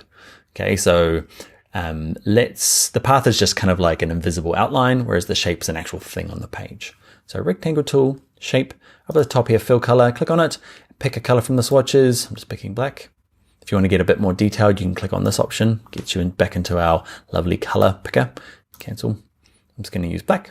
And click off in the top here, and for the stroke, I'm going to have no stroke, which is this little red line here that says, I don't want any color, please. Click off. What am I going to do? I'm going to draw a rectangle that kind of starts off the page and kind of goes in here. Cool. I'm going to move it back to my move tool. I'm going to move it down a little bit. And the trouble is that it's on top of my text. Yours might be different depending on kind of what you last were doing. So like before, remember in our layers exercise, we're going to click, hold, and drag rectangle down, way down the bottom here. I'm just dragging it just in front of my flower. All right, and what I'm going to do is I'm going to grab the Lorem Ipsum text now, move tool, I'm going to try and drag it down. Now, what you might find is moving stuff is quite tough. Okay, and we're at a point now where, I don't know, like this might be an option for you. I prefer to have the move tool and have auto select off. Okay, auto select on just means whatever you click on, watch the layers panel over here. What do I click on the background? It jumps to it, jumps to that, which is kind of cool, right? I find, especially with really thin type like this, I just turn it off, okay, and I just make sure I'm very consistent over here, my layers panel. So that's what I'm going to do for the rest of the course. I'm going to say, be on this layer, move tool, and it doesn't really matter where you click now, it's going to move that particular layer. It's not going to automatically do it. Cool. So I'm going to do that. I'm going to grab my rectangle tool. I'm going to drag it across a little bit. Cool. And I want to lower the opacity quite a bit. So with the rectangle layer selected, let's lower the opacity of this. It just makes it a bit more see-through.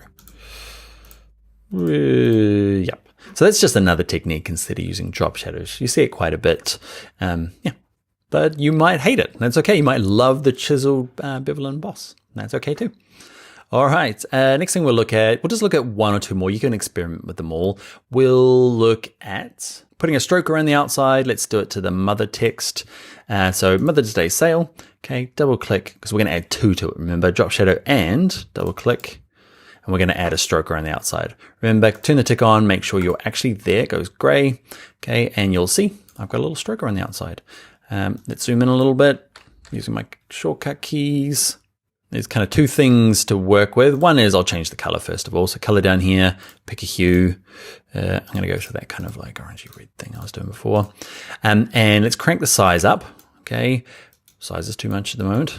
Okay. What we want to do is the position is inside, which is doing weird stuff to my type. You might like it. I'm going to go to the outside. So it's like a stroke around the outside of the type. Okay. And then you can do this kind of thing. Now we're doing it with type. It can be done with any sort of shape. Okay, that rectangle can have a stroke around the outside. An image that you've masked out can have a stroke around the outside. Yeah, it's up to you. All right, let's do one more before we go because it's kind of cool and kind of gets us into some slightly more, not advanced, but just growing our learning in Photoshop. So I'm going to zoom all the way out, Command 0 or Control 0. Actually, I might go one more. We're going to work on this layer here, layer 1. Let's be a bit more proper about it. Double click layer 1 and call it flowers. Return. You actually have to double click on the actual letters there to be able to type over the top. And we're going to do a gradient overlay. Why? Because it's super in fashion now. If you're watching this and it's like a 10-year-old course, it's not going to be super fashionable, but at the moment we love a bit of gradient overlays on images. So let's have a look. Okay, with the layer selected, it's great. Let's go to Effects. Let's go to Gradient Overlay. Okay, and depending on what you, if you're brand new to it, yours is going to look pretty close to mine. You might have adjusted yours in the past. So what we're going to do is we're going to do two things. We're going to pick a nice gradient, okay, and then we're going to go and look at how to blend it with the background. Now, deciding on nice colors for gradients, Envato's got, let's have a little look. I just Googled in the Envato elements, okay, and there's just lots of good ideas for gradients in here. Just type in gradients in the search and just have a look and find stuff. Like this particular gradient background pack has some really cool colors that you can, get ideas from.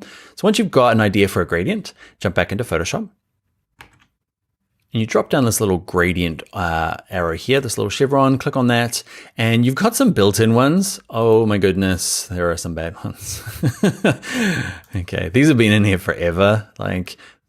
Yeah, they're bad. Anyway, let's click on just this kind of standard black to white one. It's a good, easy one to start with. Now click it back in. Now to adjust the actual color, click anywhere in this kind of color box here. And this big ugly thing opens up and we can go in and adjust the colors. Now you're just using these bottom little cubes here, like little houses. Don't use the top ones. So the bottom ones here, if you double click on it, you can use your hue slider to get the hue you want. Okay, and then pick a color.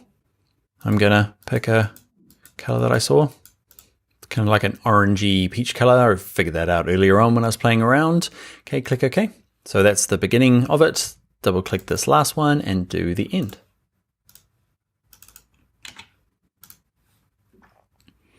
And I figured out the color that I wanted. Okay, I just copied and pasted it from when I was playing around before. Okay, let's click OK and let's click OK again. Now, gradient overlay is kind of cool. Okay, the thing is it's ruined my image, but you saw at the beginning there I had a kind of a mixture with the background, and this is something to do with something called the blending mode. Now, blending modes are super awesome and handy. Normal, it does exactly what it kind of meant to. Okay, but if you have a play around with any of these other ones, it's going to affect the background a lot better. Okay, so let's look at dissolve. It's never a great one. Darken starts getting a bit more exciting, and it's kind of cool what it's doing, right? It's always in the way. Let's move you over there. Can't. Okay. That'll do. And you just got to keep going through this list. Multiply. It's kind of cool. Color burn. Linear burn. I already had a play. And I liked, overlay's kind of a cool one. And so is soft light. But I really liked hard light. Where are you, hard light? Why can't I find you? You can see it. Oh, there he is. He's the next one down. Okay. It's a bit strong. Okay. I know we're kind of, I guess, we're destroying the images quite a bit. But I'm liking this kind of thing. What you might do though is lower the opacity a little bit just to kind of bring highlights a bit strong. So maybe something like that. Then play around with the angle of this bit, get it how you want. How do I want it? I'm just going to drag it around forever while you watch. You get the idea, right? So that's my gradient overlay. Okay, we've used a linear one. You can use a radial one, which is just like a circle in the middle coming out. Okay, but I'm going to use linear. And yeah, That's going to be it for this video. Okay, there's a few other layer styles that you can go through and practice with. And it is time for your homework. Okay, so what I'd like you to do is you've used the image here from Errol Ahmed. What I'd like you to do is either using your Envato Elements account, go find a new image. Or if you don't have access to that, go to Unsplash and find your own image, find your own gradient, and I'd love to see what kind of combination you come up with. You can use the text that we've used here or go and adjust it maybe for your own personal brand or the company that you work for. And I'd like to see what you've kind of come up with. You're allowed to just show and tell. You can ask for criticism if you like as well, and I will be kind and give you any pointers. You're allowed to use chisel embosses as well. I promise not to comment on them. So do that and share it with us on social media. Remember Twitter, look for Tuts Plus Design, and I'm on Twitter as Dan Loves Adobe. On Instagram, I am Bring Your Own Laptop. Tag us in it, and we'll comment, and we'd love to see what you do. All right, let's get into the next videos where we start looking at cropping and resizing images. Not as exciting as gradients, but very important. All right. Let's go do that. Hi there, in this video we're going to learn some basic cropping, but we're also going to do some magic cropping where we take this image here, we want it to be landscape, and you can see here when I do the cropping there's some edges here that just don't exist, they never existed in the world, but ready, steady, we magic them up using the crop tool. All right, so let's go and learn how to do that now in Photoshop. All right, to get started, we're going to open up all three of our images. Okay, a nice little trick just to add to our super fantastic Photoshop skills is I'm just using my source window. I'm in a Mac, so it's Finder, so I'm nothing to do with Photoshop. I can see Photoshop though. Good look, what if I click, hold, and drag all three of these guys just anywhere in the middle here? Hey, they're all open. Click on Photoshop and there's my tabs. That's a nice easy way to get started. Let's start with this first one, 10A, and let's be on our crop tool. Now the crop tool is about the fifth tool down, exactly the fifth tool down. Grab it. Okay, and the basic use of the crop tool, just make sure at the top here you're on this one here, it says WH and resolution. Like otherwise, if you've played with it before, it can cause problems. So just make sure you're on that option and you can grab any of the corners and resize it. When you're ready, hit return. And that is cropping. Okay, I'm going to go to Edit Undo and give us a few extra skills. So back to the crop tool, you get these kind of dots on the outside. And watch this, if I hover here, I can resize it. But if I hover just outside, can you see it goes from this like little straight arrow to bendy arrow? And I can click, hold, and drag. It's really strange. If you're like, man, feels really weird. It is really weird. Photoshop decided this is the best way to do it. And it's just a nice way. Can you see my horizon line? It's actually perfect in this photograph. Okay, thank you, Annie. But you might want to adjust this one. Okay, so I rotate it around, hit return, and now I've got this weird crop. You're less likely to be making it a weird crop and kind of fixing it up so it's straight, but know that you can rotate it that way. Now the next thing to do is, let's say we want it to be a specific size. I always find we go to File, New, make the document size you want, and then drag it into it. We did that in an earlier video when we started looking at text in this course. Go jump and do that one if you are interested in doing that method. Okay, but a different way is to do it within the image. Okay, so up the top here, there's some basic kind of presets. Let's say I want a kind of really traditional photograph size. Okay, so 5 inches by 8. I click on it. And it gives me a little preview saying, yeah, I'm going to have to trim off these areas to make that happen. The cool thing about that though is I'll hit return. I know it's perfectly going to fit in, say it's an art print and it's going into a frame. Okay, it's going to fit in the, the 5 by 7. If you need a different ratio, you can just type it in at the top here. Okay, and if you need to flip it around, so you need it the other way around, click on this little option here. It goes from kind of portrait to landscape. If you need it to be a physical size, okay, you want it to be 200 millimeters or by 300 millimeters, you can go to this top option here, height and width. Okay, and you can say I'd like you to be, say, 300 centimeters. Okay, I should probably be using millimeters, but it's giving me that particular ratio, chopping the top and bottom off a little. Okay, to get out of this, because I've kind of wrecked it, you've got to hit escape twice on your keyboard. Okay, escape's in the top left. Okay, we'll get back out of there. We're going to also hit clear, because if you don't, the next time, say you don't crop anything for like 2 months, you come back in, it's going to remember those and it's going to confuse you. Okay, it's going to be trying to do stuff. You're like, why are you doing this weird shape? The next thing we'll do will be our super mega amazing thing in Photoshop. Okay, I love this feature. So what we're going to do is I want it to be my 5 by 7. Okay, I'd like to flip it around so it is landscape. And the trouble with it like this is that obviously the crop is a little wrong. So I'm going to click, hold, and drag my image to kind of get it somewhere. And then you're like, it's not quite working. So I'm going to let go. Now I can drag these edges, and because it's locked into this ratio here, it's not going to kind of bend anyway. It's going to kind of resize nicely. Okay, so I'm going to get it to a point where like this, and then I'm going to try not to drag this little dot here, drag anywhere else. Okay, I'm going to get it to like, I want it to be like this. The only trouble with this kind of crop is that it was originally shot the other way around. So I need to be landscape, and there's this extra gap here, just going to be blank, unless super magic content aware. Okay, turn that on. It's a little underwhelming tick, but I'm ready for the magic. We're going to click the little plus button or return on your keyboard. Give it a sec. Get ready. Oh, it magicked up more background. Cool, huh? Okay, it's kind of done a little bit of weird stuff over here. Okay, but it's magicked up new table that side. It's pretty impressive. It doesn't work on all images all the time. We'll look at a couple of other examples, but it is pretty amazing, especially for this kind of like, I don't know. It's got a gradient in the background, some wood grain here. It's done a great job this side. Not so good this side, but still pretty amazing. Let's look at another example. So this is 10B. Now, the only trouble with our crop tool at the moment is that it's trying to do this thing. It remembers, remember. Let's go back to width, height, and rotation. Make sure it's cleared. I say width, height, and rotation, width, height, and resolution. I'm going to zoom out a little bit. And I don't want this kind of like traditional kind of photography size. What I want is, let's say I'm doing something for social media, and it's like I'm doing a banner for Facebook. Okay, that kind of big banner ad at the top there. Or say you're doing, I do a lot of HTML banner ads, and they just got really weird sizes. Or it might be a double page spread, and you just need to make it wider. Something like this. I chose this example because it's going to probably do well. Make sure content aware is ticked on. Let's click the plus button or hit return on your keyboard, and it just does a really nice way of duplicating the background. Cool, huh? This one did a perfect job because the background's quite simple. And what you'll find is nature is pretty good, because it can kind of mix it around and do its stuff, do it in a nice kind of organic way. Where it becomes quite troublesome is if there's like really linear lines. So let's have a look at this last example by Brooke. Okay, and let's do the same thing. I'm going to grab my crop tool, make sure content aware is on. I'm going to drag it out. Okay, so I just want a bigger option. Okay, nice little square. Hit enter on my keyboard and give it a sec. And it's going to do an okay job. I've already practiced, but there's going to be a few things obvious. Okay, so hey, we've got 2 lemons. That's a bit weird. We've got 2 of these. Okay, the lines don't quite line up. This one's done okay. That bit looks good.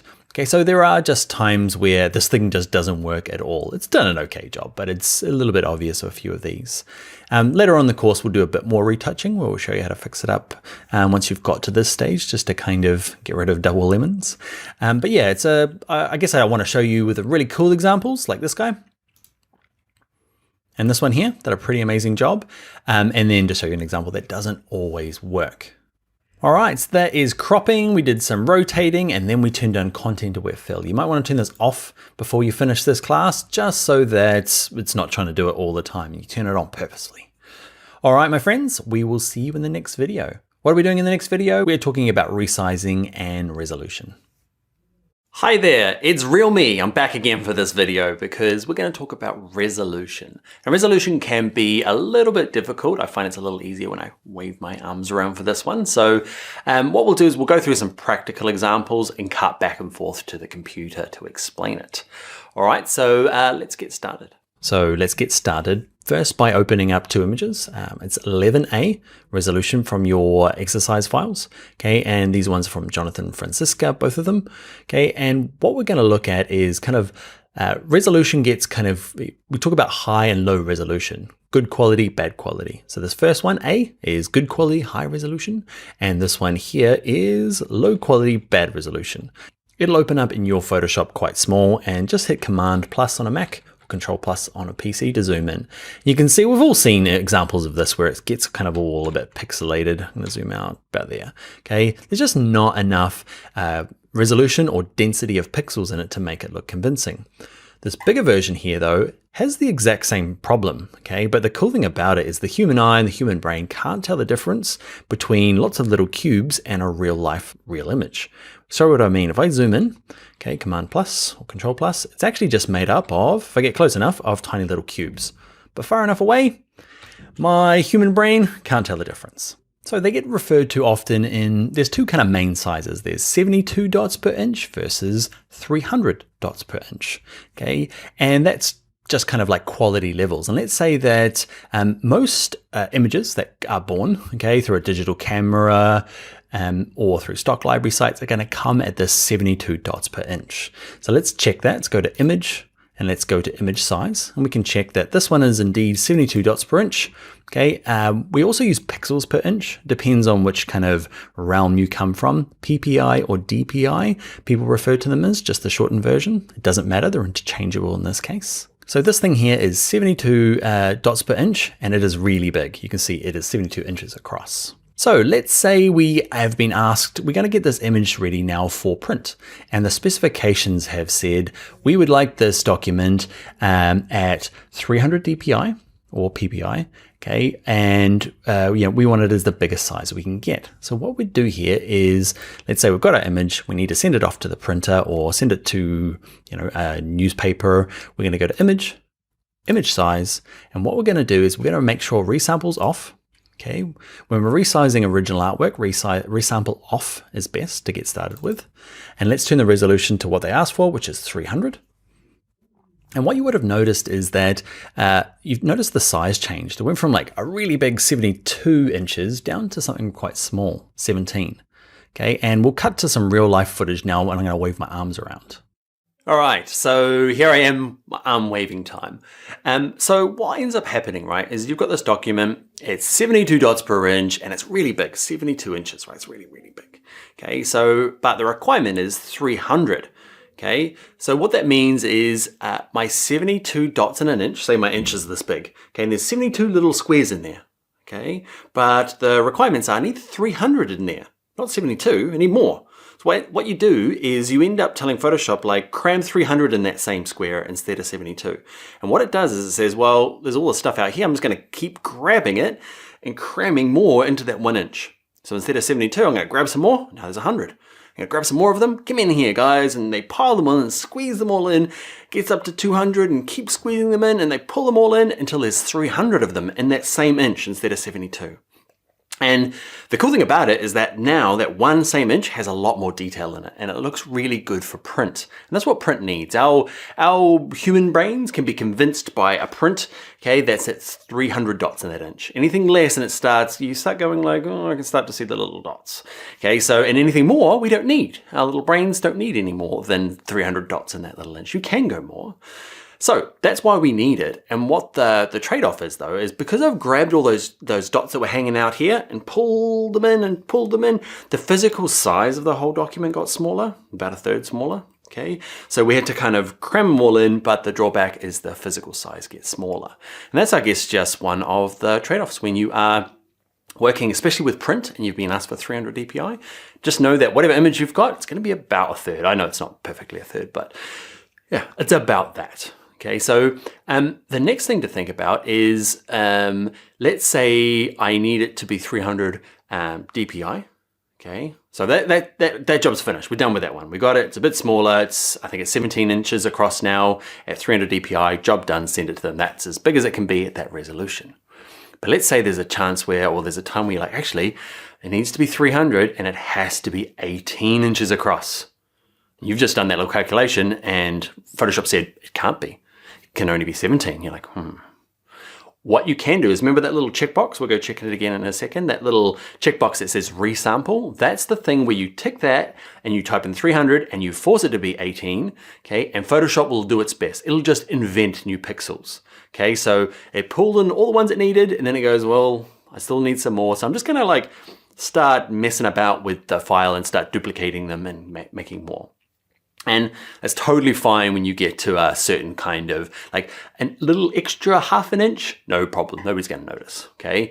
But if you say I need it to be, I need it to be 50 inches across at 300, Photoshop's gonna try its best. It's probably gonna melt down trying to do this job, okay? But it's gonna look bad. It's gonna have all that yucky goop everywhere, and it's gonna try its best. But Photoshop's good, but not that good. Small changes, yeah, great. Turn resample on, increase it a little bit, you're fine. But if you try and do too much, you're gonna see all the junk. All right, let's jump back in and do it properly on the computer together. Okay, so let's say it needs to be 18 inches. Oh man, it's just not big enough. You can turn this on and let Photoshop resample it. So I'm gonna force it to be 18. Okay, and what's going to happen is Photoshop is going to try its best to like magic up new pixels. They didn't exist before. It's going to do its best to magic them up. And with a small change like this, okay, we went from 17 to 18, you're not going to notice. Okay, it's when you're trying to do massive changes. If they're like, it needs to be 22, okay, you're going to actually start to see, you can even see it in here. There's this kind of like goop that appears. Okay, it's just resampling goop, and yeah, it just, Photoshop's trying its best to make up more pixels, but it can't go back in time and make a photograph. So that's kind of like, small changes, nobody's gonna notice. Big changes, people are. That's probably one of the main use cases, okay, is when you take an image, you work on it in Photoshop, and it needs to go into a printed document. You might be sending it yourself into Illustrator or into InDesign, okay, and it needs to be 300 pixels per inch. So change it in here, see what size it is, and then go and you might have to turn resample on just to get a little bit more out of it. All right, let's look at one other use case to help you kind of understand resolution. Jump back to Dan's head. All right, one other common use for using Photoshop to resize images is going out to kind of web or social media. And what that means is often they'll say something like, your image can be a maximum of 1600 pixels, okay? And it might be going to say Facebook or Instagram or Twitter, and you just need to resize your image because at the moment it's quite big, okay? And you shot it on your DSLR or you've downloaded it from the internet and it's really, really big. You need to get it to a more appropriate size for going out to social media. So let's go and do that now and resize it to about 1600 pixels. Okay, so we need to get that right size. So let's go into image size. And what we're going to do is it needs to be 72 dots per inch. Okay, they might not mention that. They just assume that if it's going up onto a website, okay, because that's the kind of standard website size. And this is where resample needs to be turned on. We made it bigger in the last thing. Okay, you can also make it smaller. Okay, so with resample on, I'm going to say it needs to be pixels. Okay, and it needs to be 1600. Okay, I can't remember what I said on the talking head version. Let's say it was 1600. Okay, and I've kept the link locked there so that it changes the height and width. And now I know it's the perfect size. It's the 1600 across, the biggest they allow, and at the right resolution. I'm going to click OK. Okay, it's going to be a lot smaller, but that's right. That's what the website wanted. So that's what I've given them. Now I'm going to go and do a file, save. I'm going to save it as a JPEG and upload it to the website. Okay, so those are two, hopefully, examples of resolution. It can be a little bit of a rabbit hole of knowledge, but hopefully it gives you a kind of a brief understanding of some of the typical uses, getting images ready for print and getting them ready for a website. All about the resolution. All right, that is the end of that brain-bending exercise. Let's get into something a little more exciting, back into Photoshop, learning things like masks and selections. All right, let's go do it now. Hi there, in this video, we are going to look at some basic selection techniques. We're going to create an Instagram post in this square format. We're going to use the rectangle marquee tool to bring in our cool coffee cup, and then the ellipse marquee tool, like a big circle, put space inside the coffee cup. All right, let's go and learn how to do that now in Photoshop. All right, to get started, let's go to File, New. And over here, I'm going to kind of start with photo and then go and change it loads. Okay, so in here, I'm going to switch it to pixels because Instagram, they've got a square format, right? And it's 600 by 600 at 72 dpi. Okay, that's their resolution. Now that's when this kind of video was made. I always make it double the size just in case, because Instagram seemed to suck in bigger size images, but only display the smaller 600. But I guess when they decide we're gonna display bigger images, we want them to have the higher quality ones. Okay, so we're gonna go 1200 pixels by 1200, make sure RGB 72, click create. Now we're going to open up two images, file open, and in your source files, they are called, where are they, 12A and B. Okay, so these marquee ones. Thank you, Alexandra, and the Norwood themes. So we're going to start with this image here, 12A. Grab the rectangle marquee tool. Okay, click and hold down and make sure you've got the rectangle marquee tool. This is a nice simple one. You can draw out any sort of size you want. Okay, and then we're going to move it over to our image. Now, to get it to be a perfect square, what I'd like to do is go to select and go to deselect. That kind of gets rid of that selection.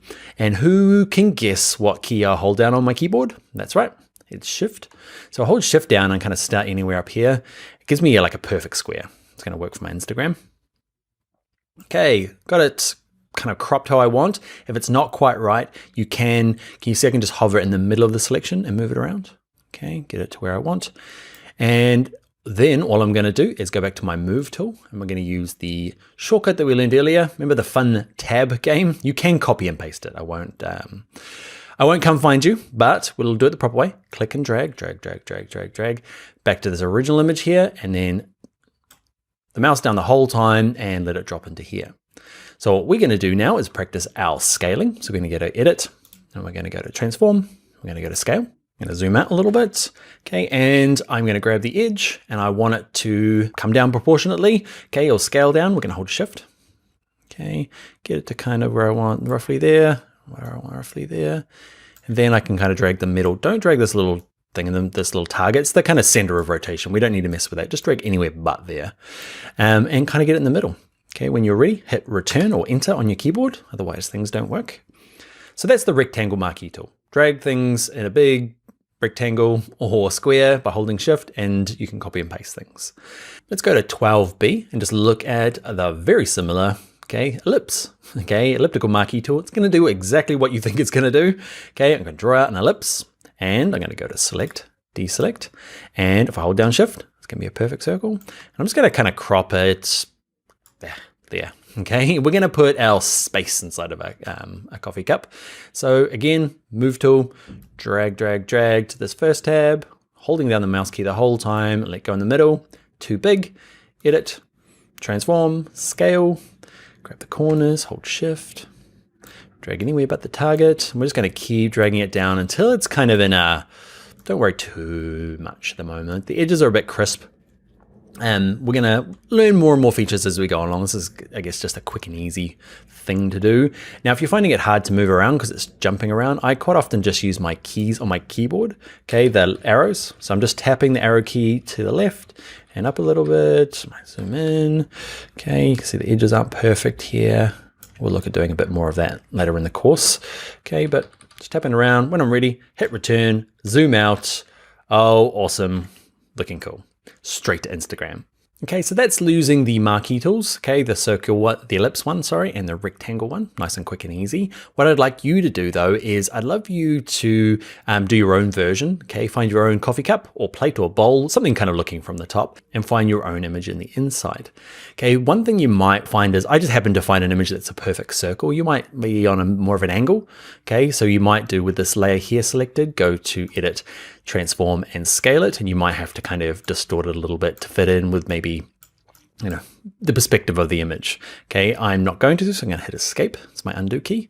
And because you've got probably got access to Envato elements, what I'd like you to do is, like, you don't have to pick, you know, find a coffee cup in here as well. And I typed in, I come into elements here and I typed in photos and used Arial. Okay, I spelt it like Arial, the font to start with, but okay, but some of these images, if you type in Arial, you can find some stuff that you can work with for your example that's kind of looking straight down from the top, and yeah, find something interesting.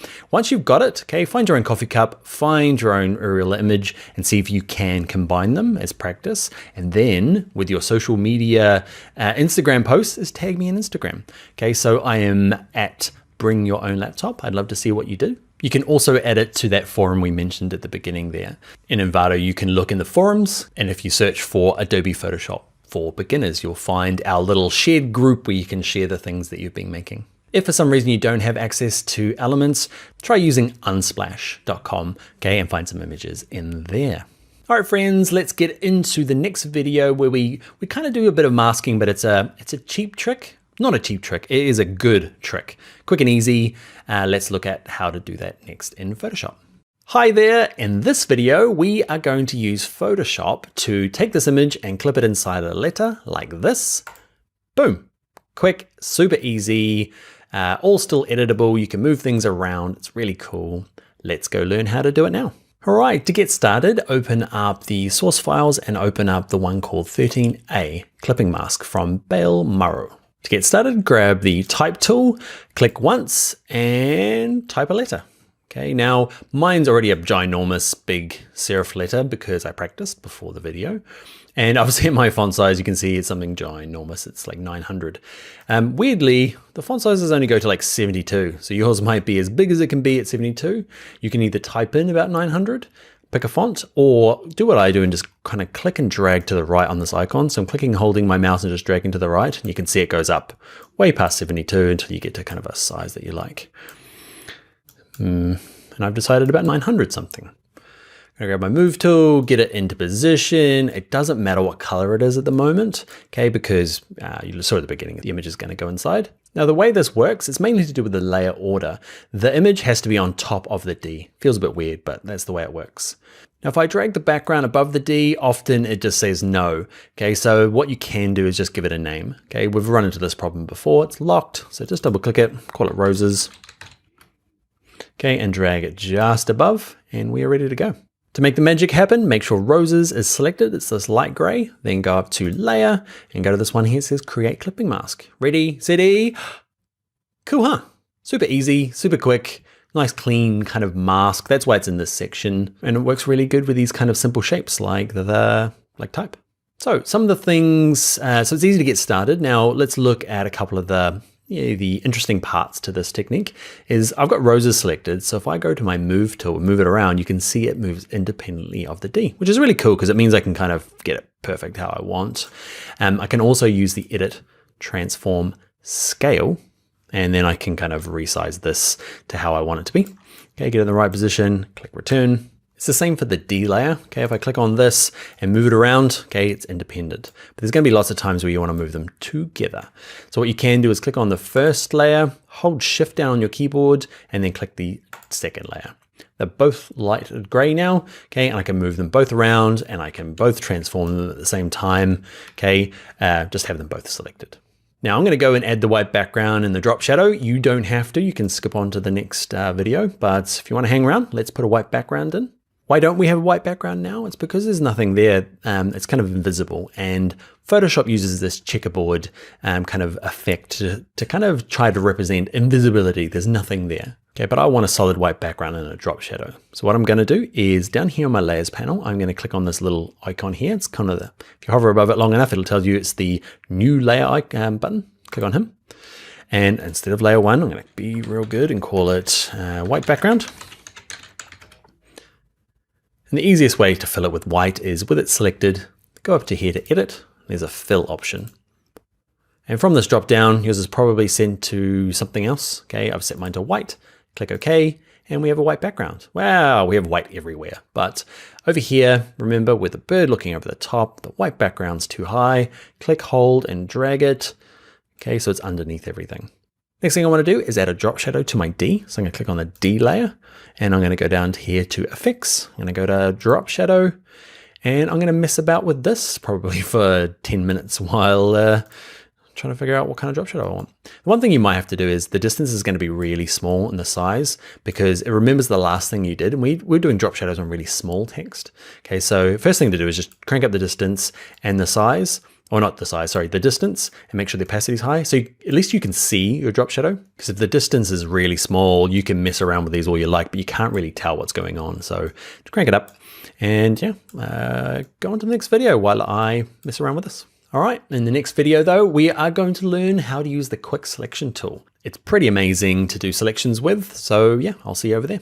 Hello there! In this video, we are going to do some selections using the quick selection tool. It's quick, it's really good, and it's going to allow us to cut out this image here and put it into our mixed background, kind of interacting with some type. It's quick, it's easy. Let's learn how to do it now in Photoshop. All right, to get started, let's open up two of the files from our downloaded source files. There's 14A and 14B. Thank you, Quino. Let's click open. All right, so we've got two tabs open. We're going to copy this and put it into this file here that I've made. So let's be on 14A. In an earlier tutorial, we used the really basic Marquee selection tools. Now we're going to use the probably the most universally useful one. It's the quick selection tool. So if you click and hold down, you might be using the magic wand tool, which is fine, but it's not as good as the quick selection tool. Let's grab him. Now just double check what your settings are at the top here. I'm going to be on the adding to the selection option, which is a little plus, or you can be on this first option. It doesn't matter, either of those two. And in terms of the brush size, okay, you can drag this up and down and decide on where you need to be. We're going to start with 50 and just show you how it works. Okay, roughly 50, doesn't really matter. Let's just copy my settings there. Cool, and all we need to do is click hold and start dragging across. Now what you'll notice is I'm going to step back. I'm going to go to select, deselect. I don't kind of like start selecting the edge. You don't need to, it's a pretty clever tool. I'm going to just start dragging kind of like around the edge, and can you see the little dotted line? They're the marching ants, and they just help identify what we've got selected. So I'm just going to kind of drag around and drag. You can see it just did a big launch across there. And it kind of just, it's so clever. It just starts thinking, oh, well, you've selected this, so you probably want a bit more of this. And it does, it jumps across. So I'm going to now click over here and start dragging. Okay, and you can see I can let go of my mouse and I've got part of it selected. Sometimes it's a little bit hard. You're like, what have I got selected? What do I not? Okay, and the easiest way to do it is just kind of turn this option on and off. Okay, it's called quick mask mode. Just turn it on. And it just shows you, kind of masks everything out in red. Okay, so turn it on and off just to see. Don't double click it. Okay, so just turn it on and slowly turn it off. What I'm going to do is going to keep just dragging around, and you can see I'm not going anywhere near the edges. It's pretty clever. The only thing it hasn't done is these little guys in the bottom here.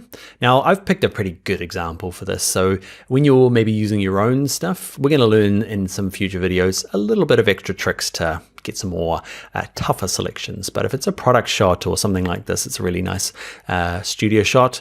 It's going to be easy to select. So these bits here are not quite right. So I'm going to zoom in. So Command plus on my Mac, Control plus on a PC, spacebar, holding down my spacebar and dragging with my mouse. Okay, you can see it's missed these bits and there's a little bit of stuff in there. Yeah, quick selection is quick. Okay, it's not going to be absolutely perfect, but it's pretty close. So what I want to do is minus from my selection. Okay, but my brush is quite big, so it doesn't fit in there. So I'm going to lower the brush size to something quite small. Teeny tiny. And I'm going to click in here, say get rid of that. And you'll notice that when I start dragging, it goes and it looks horrible. And when I let go of my mouse, look, magic. If it's, what you can do, there's this auto enhance option on. The only trouble with it, it does a better selection, which is cool, but it does stress your machine out. So get in there, and I've got a really pretty high powered laptop and it does stress it out. Don't worry about getting too far into these edges in this example. Okay, we're going to do some more sophisticated selections later on. So I've kind of tidied that up using the minus. If I say I go too far, grab a bit of that, and it's like, oh no, it's gone too far. Go back to plus and just drag across that bit. Auto enhance, you can see, kind of stresses it out a little bit. Cool, so let's zoom out and let's see what we got. Have I missed anything? Click on the quick selection tool, it's pretty good, go off. So now we're gonna move it into this file here. We're gonna use our technique where we just drag it. Okay, and one thing we might notice, let's do it first. Let's click, hold, and drag it. Okay, and drag it into this tab, wait, calm down. You'll notice that my one has not the most beautiful edge. Okay, so I'm gonna edit step backwards until it's gone. Come back here, and I'm just gonna kind of shrink the selection a little bit. We're gonna look at more sophisticated ways of doing this later on, so don't worry. I guess we're just kind of getting used to the tools. Quick selection is an awesome one, but the edges aren't perfect, so we're gonna go to select, modify, and we're gonna go to contract. And how many pixels? You'll have to experiment depending on your image. Okay, but I'm gonna go back maybe 3 pixels, not 30. Click OK. Now with my move tool, click, hold, and drag it, and it's gonna be better. Not perfect, okay, but it's a quick solution for the quick mask. Okay, and now I'm just gonna go and kind of rejig this to show you what it looked like at the beginning. But if you're happy with that, you can move on to the next tutorial. That's the quick selection tool. But a quick caveat with that tool there, I've picked an image that works well with it. It's got nice, clear, defined edges. When we get into things like hair and out of focus objects, quick selection tool is not going to work. Okay, so it's one of your tools in your Photoshop toolkit, and we'll look at more advanced ones later on. But for studio shots and anything that has a clear, sharp edge, it's super quick and easy. So what I want to do is I want to resize it. So I'm going to name my layer flower. My spelling is terrible. I have spelled that flowerists when I first start with a U. I had to go back and reshoot this bit. So I'm going to use my selection tool, okay, or my move tool, move it around. I'm going to use my edit, transform, scale, and I'm going to shrink it down holding shift. This is stuff we already know, so if you want to skip along, it's okay. I'm going to rotate it. I'm going to get it down to a size that I like. Hit return on my keyboard, edit, transform, rotate. Okay, click anywhere on the outside here and get this kind of, what I'm looking to do in this case is I want to rotate it around. I want this kind of Dublin to be behind and the florists to be above. So I've got it into where I want, hit return, and we're going to play with a layer order. I love this kind of like real subtle interaction with the background where, watch this, I'm going to bring the flower in between these two guys here. That way the kind of D is partially obscured. You can still understand it's the word Dublin and florists is above. And for no reason other than to balance up the composition, I'm going to right click this, duplicate the flowers layer, and a flower too. How about that? With my move tool, move them over. Now, instead of going to edit, transform, scale, rotate, we're going to use this one here, the free transform tool, which does both. Okay, so from now on, I'm just going to use the free transform tool. The Command T on a Mac or Control T on a PC is a really common shortcut to know. Okay, so if you're going to be learning any shortcuts, that's a good one, because what it does is allows me to hold down shift and resize it. But at the exact same time is if I go move away from here, I go to rotate, I can rotate it around as once. If you're finding that tough, don't sweat it. You can go back in and just do it the long way, but I want to do it the quick way. How balanced is it? It's not super balanced. I need to find another image and crop it out, but I'm not going to. Hit return, and that is going to be me for this tutorial. All right, so that's the quick selection tool. It is really amazing, but there's a few other things that we need to learn in terms of selections and masks before you're a pro. So join me in the next tutorial where we learn what a layer mask is. Hi there, in this video, we're going to learn what a layer mask is. Basically, we're going to take the same tutorial we did in the last video, but do it properly with something called a layer mask. The cool thing about them is you can turn them off later on, disable them, bringing back the background, fixing your masks. And then we'll really double back and look at this option, and you can see we can fade the edges, we can break the link, we can move them around so that we've got more control, more professionalism, more awesome. Let's do that now in Photoshop. So what is this layer mask that I speak of? Okay, it's probably better just to go through and show you an example. You'll see all the perks and pros for using a layer mask. So I'm going to double back and use the exact same files as the last tutorial, so 14A and B, and we're going to get up to the point where we were at. I'm using the quick selection tool, okay, and I'm just drawing around super quick, and I've got my selection, right? And what we did before is then use the move tool to just drag it in, okay? The problem with that is it's something called destructive editing. And what I'm deciding is that, watch this, if I move this out, I've cut that background out forever, and my selection is kind of fused forever, and there's no going back from that. And that's not what I want to do in Photoshop. I want to make a selection, maybe a quick selection like this, and then maybe go and fix it up later on or make adjustments or just have a bit of flexibility. To do that, you make your selection like we did here. Instead of dragging it, you just click this button down here. Okay, it says add a mask. Okay, and it's called a layer mask. And what happens is, ready, give it a click, and the background disappears. Okay, I need to go through and fix my edges. That's fine. There's a few little places that need touching up, but we'll do that in the next video. But what's happened is, can you see this layer structure over here? My image is protected. It's perfectly fine. There's nothing destroyed about it. This mask just sits over the top hiding things. And where that becomes really nice is that later on I can go and fix my mask or do a better edge on this or reuse this image for something else where I don't need it to be masked. Let's go and use it. So I'm going to grab my move tool, click, hold, and drag up to the top here using my technique. You can see we end up in the same place. We've got the same kind of edge here, but you can see over here the mask came along, which is lovely. And now I can do some modifications to the edge here. Okay, whereas before I couldn't. So what I can do is See this down here in my layers? I'll toggle between the two. Can you see those lines that appear on the outside? Because you can work on the image or the mask separately. You can see your properties panel changes depending on what part you've got selected. I've got my layer mask selected, and it gives me options to play around with this mask. And a real basic one is the feather. So watch this, I can crank up the feather and it just kind of feathers the out edges a little bit. Okay, so it wasn't so bitsy and yucky. Okay, it's because it's on a black background, it's gonna kind of let the background of the actual image through. And often this is all you need to do to get a selection looking nice, just give it a little bit of a feather.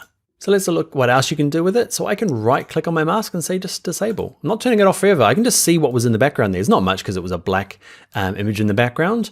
But if there was other elements that maybe I cropped off that shouldn't have cropped off, I can just double check. Okay, so this is a very similar thing than what we did in the last video where we, kind of cropped it out, but now we can go back. Yay for layer masks. So whenever I'm looking at people's work and I'm seeing if they're kind of self-taught or using it like a professional, I'd be always looking for layer masks to give future self or other people in the business that open your PSD files the ability to go back and adjust your mask, either fix it or maybe just turn it off so they can use the image. I can turn it back on by right-clicking it and going enable layer mask, or I can delete it forever and get rid of it and maybe start again. So hopefully you can see the perks for a layer mask. What we'll do is we'll look at maybe another example that better shows its like amazingness. Okay, so we're going to go back to files we had open before. Remember we did this one here. We did 12A and B. Remember we used the circle. It was these two, remember? We copied and pasted this in. So we're going to do the exact same thing again, but just use our layer mask to give ourselves like some professional, awesome skills. So I'm going to drag out my circle holding shift, get it there. And instead of just going to my move tool and dragging it out, cutting the background out, never to be used again, I'm going to undo. And I'm just going to click this button. So it's not much in terms of what you do, except you can see here, it's probably a better example where I've got this mask. It's this black versus white on top of my image, and the image is perfectly fine. Here's what's called non-destructive. Now we use my technique, grab the move tool, drag it into this one, down here. Okay, now I can go through and start scaling it. So remember, I'm gonna use my shortcuts from now on, Command T. Okay, I'm gonna scroll it down, get it down. And let's look at some of the other perks. I'm gonna hit return. So that's done. But remember the edge we had before, which was it was just really hard edged. Okay, so it didn't look really believable as much as a galaxy in a cup does. But remember the feather? I can just kind of feather the edge here. I'll go maximum feather so you can kind of see the edges there. But you can see I'll move it out so you can see it. It's got a blurry, feathery edge. Okay, and it just helps that to look slightly more believable. It gets better. Layer mask time, you can see at the moment it moves together, the mask and the image, but you can break that link. See this little linking icon here? Click on it. Okay, and now, remember I can click on my mask or my image. And in this case, I want to leave my mask where it is because it's kind of in the right position for the coffee cup. But if I grab my image now, move tool, look at that, how pro are we? Okay, we can get our composition right or make adjustments that the client asked us, or you get the idea, right? So in this class so far, we've been doing destructive editing. Okay, by just copying and pasting it or dragging it. From now on though, you and me are going to use layer masks. Turn the link back on because otherwise it's a bit funny having them separate. And now let's get into the next video where we start tidying up some of the less easy selections to make. We've been doing it easy so far. Let's make it hard, or at least harder. All right, see you in that video where we look at something called select and mask. Hello, in this tutorial, we're going to take some more complicated selections and masks. The most complicated of them all is here. That's a little out of focus in the background here. Okay, and using the power of Photoshop and its amazing select and mask feature, hey, we're gonna mask it out against a sunset background just because, using the underwhelmingly named select and mask feature. It's amazing. Let's go and do it now. All right, so we've got two files open. We've got 14A, which we've used before, and we're going to open up this new one called 15. Okay, so grab both of those open and let's start with 14A. And we're going to build on some of the techniques we've already learned. So we are going to use our quick selection tool. We're going to use a brush size of, it doesn't really matter, okay, in this case, because it's such a clear division of color in the background. So I'm going to click hold and start dragging around. And we did this in the previous tutorial. So I've got most of it there. It's done an okay job. The only thing I need to fix up is just these bits in the middle here. So I'm going to zoom right in. I'm going to pick a smaller brush size. Now it's shortcut time. Okay, we're not going through too many in this course because we are at the beginning kind of level, but there's some really useful shortcuts. Like, so look at your keyboard and you're looking at the P key, okay, and we are using the square brackets that's next to it. Okay, so the open and close square brackets, give them a try. And makes your brush bigger and smaller. Instead of going up the top here and going, okay, now I need a smaller brush size and dragging it up and down. Okay, it's a nice way to get started. So I'm going to do something quite small and I want to minus from the selection. So I can go to minus here, okay, and just kind of remove that bit there. Give it a second, minus that bit there. Okay, I'm going to go even smaller, get this bit in there, this bit in there. I'm not going to spend too long now because that was for a different tutorial. I'm going to tidy that up. I say no, but I'm going to do it anyway. I'm going to zoom out and I've got my selection. And like we did in the previous tutorial, we're going to add a layer mask because that's non-destructive and awesome. And we're going to have something that has an okay edge.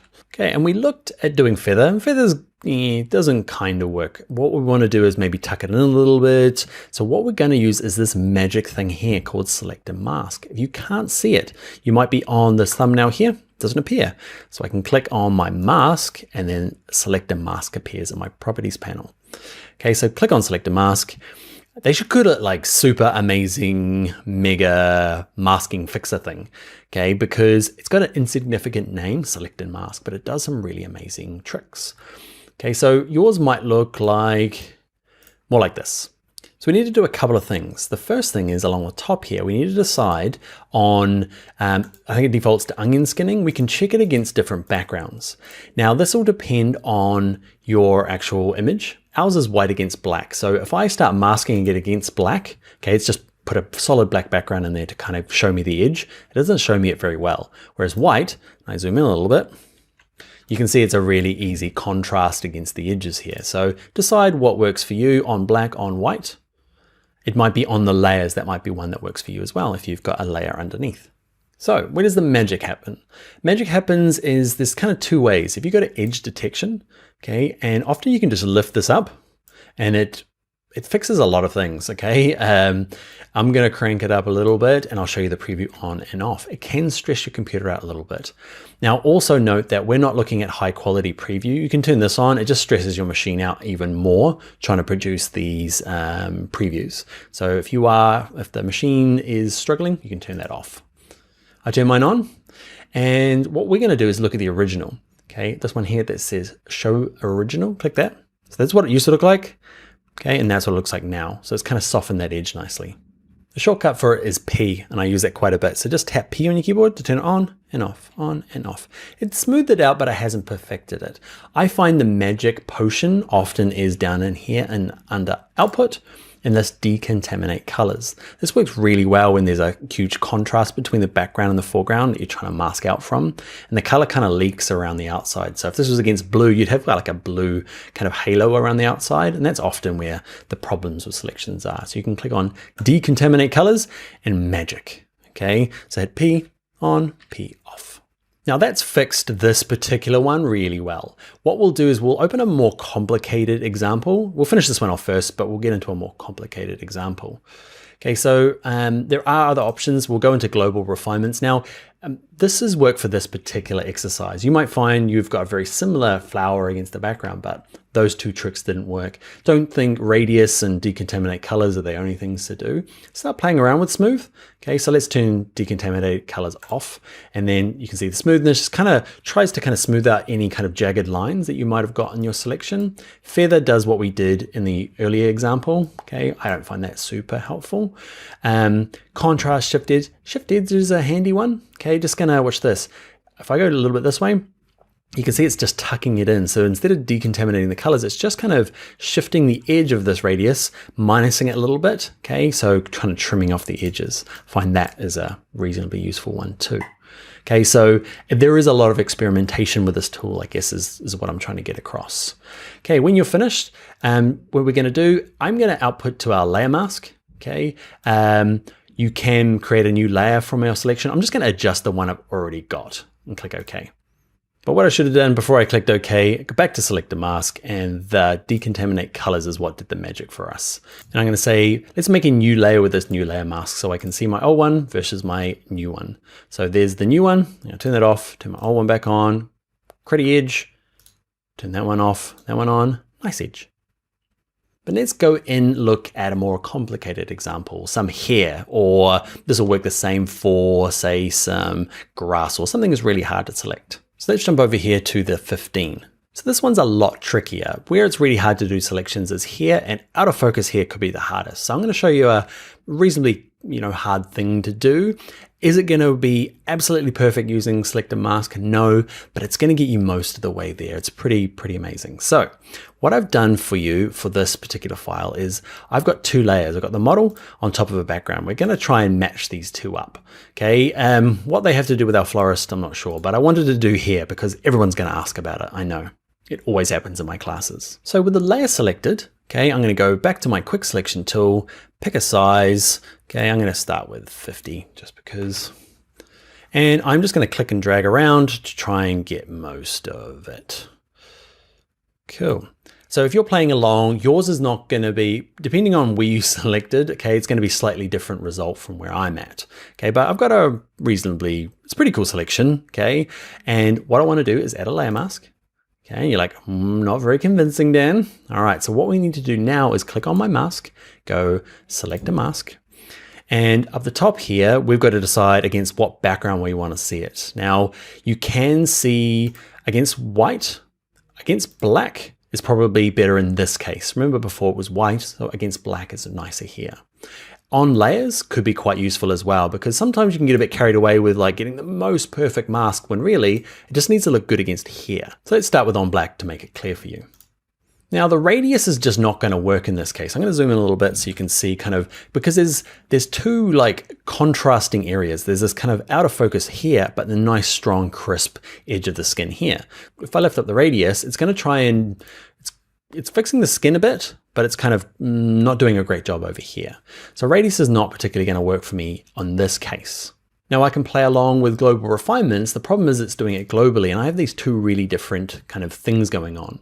So I want to use some of these brush tools alongside here, and it's this one here that's going to do most of our work. It's called the Refine Edge brush tool. Okay, and basically it's a brush tool to say, Photoshop, have another go. Have another look at this particular area that I'm painting and see if you can fix it for me. Like magic.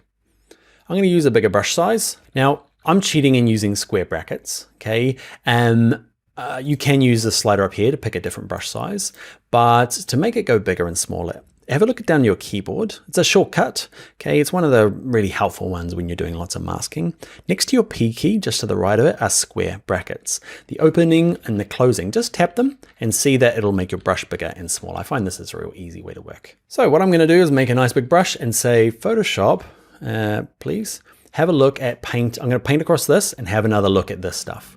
Give it a second to catch up. Okay, and it's gone through and tried to remask this part, not touching this. I might do this one. I'm going to grab a smaller brush and say, actually, have a look at this as well. I'm just painting along down here. Wow, it's hard to do. It's a very steady hand. You might zoom in and just do a nicer job. Okay, so it's kind of fixed. So you can kind of see I can work on different areas and kind of start using some of these edge detection features, but not globally, just particular parts. So I'm just going to work around and say, that was a bad go, have another go. This wasn't great. This wasn't great. This wasn't great. Moving around, give that another go. This bit another go.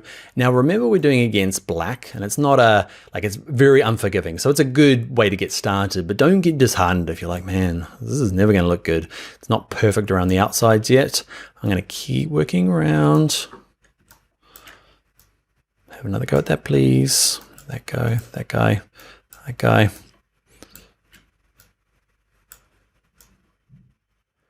All right, I'm going super fast. I should be changing my brush size a little bit more, but let's just have a little look against our background. So let's look at against the layers. So this is kind of a more important kind of thing to look across. You can see some of the hairs coming through, which is cool. It's not as blobby, but there's a little bit of blue. Now, do you remember from the last thing we did where if there's color kind of leaking around the sides? I love this one here under output, called decontaminate colors. And it kind of just tries to get rid of that stuff around the outside. And we're looking pretty magic now, right? I'm impressing myself, which I shouldn't because I've done this before, but I'm impressed with Photoshop. It's really cool, especially this selector mask. And you can see now I can just zoom in and just work on the parts that I find aren't quite working. So you have to change your brush size. It's going to go through and have another little look.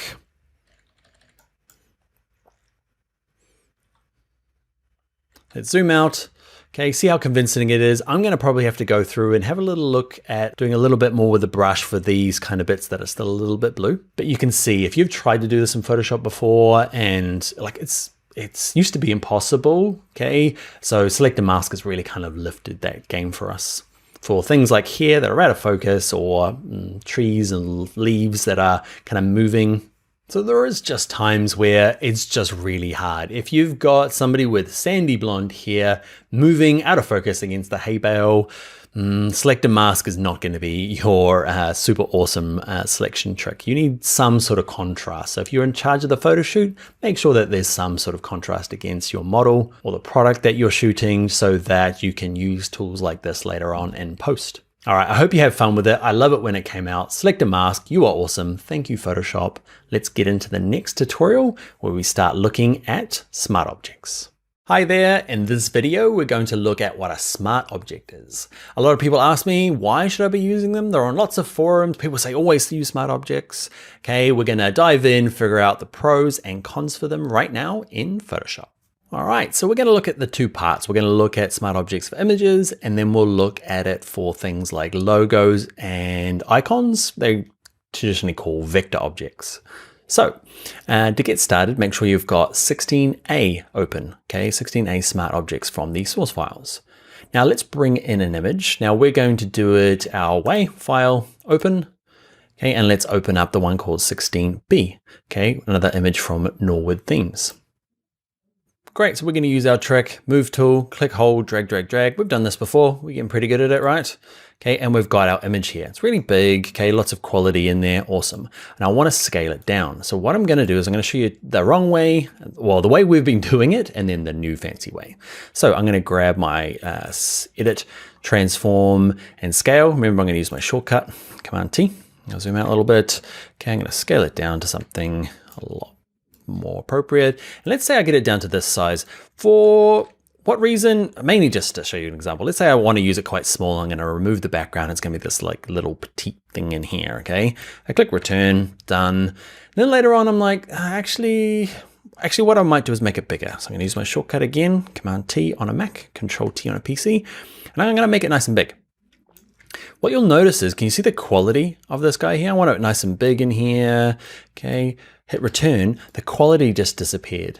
Okay, and that's where the value of a smart object comes in. Okay, if you make it really small, Photoshop goes, okay, I'm gonna get rid of all the pixels I don't need. And when you make it bigger, they're just not there anymore, unless we use a smart object. So with this layer selected, I'm gonna delete them. Okay, and we're gonna bring in the proper way. So same technique, drag it across to this tab here. And before you do anything, right click the layer where it says layer 1. Okay, and we're going to convert to smart object. And nothing looks like it changes. Okay, the only thing that changes really is the icon here on the thumbnail that wasn't there before. We turn it off, turn it back on. Cool, so that is, yeah, basically all you need to do. You don't need to remember to do much, okay? But what happens now if I go to my transform and I scale it down smaller, okay, petite, I'm not sure why I use that word. Okay, oh, bad transform. Hold down Shift, Dan. Okay, hit return. It's really teeny tiny. Zoom in. Okay, but when I make it bigger, let's go. You can see all the quality is still there. Okay, so that's the kind of thing for smart objects. What it is think of it like a wrapper that goes around the outside. It's like a little cocoon. Hit return now. It's a little cocoon that I put the image inside. Okay, that protects it. So even though I make it smaller, it's in this kind of like protective shell. Inside that shell is still a full quality image. Now your file size will be bigger, okay, because we've got the big version in there, but it means that it gives me lots of flexibility later on to do resizing, and it protects it from what's called destructive editing, things that'll wreck the image, okay? You can kind of do stuff to it, but inside is still the good version. what I'm going to do now is do this. I'm going to play with my layer order. Now, just so you know the structure of this, I made a rectangle using the rectangle tool. Where is he? There. Okay, and then I added our color gradient overlay. We did this earlier in the course, right? I've got some text there as well. All right, the next thing we're going to do is we're going to look at, so images are used that way. That's the best way to use them. Let's look at, say, icons and logos. So let's bring it in, and you can bring in logos two different ways.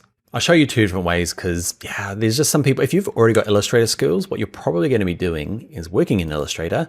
So I'm in Adobe Illustrator. You don't have to do this. You can just watch if you don't have Illustrator installed. I'm going to file open to my exercise files, and I'm going to open up this one here, 16C. Okay, it's my vector logo. And the cool thing about this, so Illustrator is really handy for drawing things like logos and icons, okay, better than Photoshop. But let's say it's been drawn in this program. What I can do is grab my black arrow, select it all, go to copy, okay, edit copy, jump back into Photoshop, okay, and then go edit paste. And here it defaults to pixels, and pixels is not the good way. We love smart objects, okay? Let's do the before and after. So I'm gonna bring in pixels and hit return, okay, to get it the right size. I'm gonna do the same thing. I'm gonna paste it again. So I've got two options. One is smart objects. Let's turn off add to my current library for the moment. It doesn't really matter. Let's click OK. I'm gonna hit return, get it the right size. So now I have two using both methods, okay? And the difference is going to be that same scaling thing there. So I'm going to zoom in a little bit so you can see it. They're both the same kind of quality at the moment. So this is my second one. That's the first one. Let's name them. Let's go no smart, not smart. And this one here is very smart. I'm going to select both of them at the same time. Click the first one, hold shift, click the second one. I'm going to use my shortcut for scaling. Remember, Command T on a Mac, Control T on a PC, and get ready for it. Let's zoom out. Okay, and let's make this thing very big. And I'm going to hit return. You'll notice that the one on the left here, okay, let's have a little look. One on the left here is horrible. You've all seen that, okay? It's all pixelated and there's interpolation everywhere. See, this guy, Smart Object Man, is like how crispy is, or she. It's probably a she. Okay, so that is the big difference. Okay, when you're bringing in logos or icons you've got from, say, your Envato Elements account, and it does give you the option. It says, would you like it to be a smart object? Yes. Smart object is the way to go. Why would you not use a smart object? There is a handful of, say, filters up here that just won't work if there is, like lens blur won't work if it's a smart object. Every new version of Photoshop, they seem to be able to include more and more of these features. So smart blur doesn't work on that, but let's look at the not smart object. Okay, and let's go to filter, blur, and lens blur is available. So that's one of the drawbacks. Okay, the other drawback, it makes the file size big. Let's say you did want to use lens blur. Okay, so I'm going to get rid of my not very smart layer. Goodbye. Let's say I'd like this though, and I'd like to kind of make it nice and big, but I want to add a lens blur to it. So it's not going to work until I convert it back into a not smart object. Okay, and what that's really called is if you right click the word very smart, there's one that says rasterize layer. Nothing's going to change, except now when I scale it up, it's not going to have my crisp quality. It'll scale down just fine, but any bigger, it's not going to be able to redraw.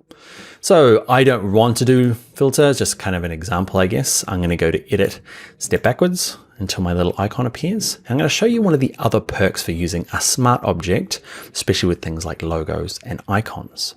So I'm going to do a couple things. I'm going to shrink it down because it's meant to be kind of over here.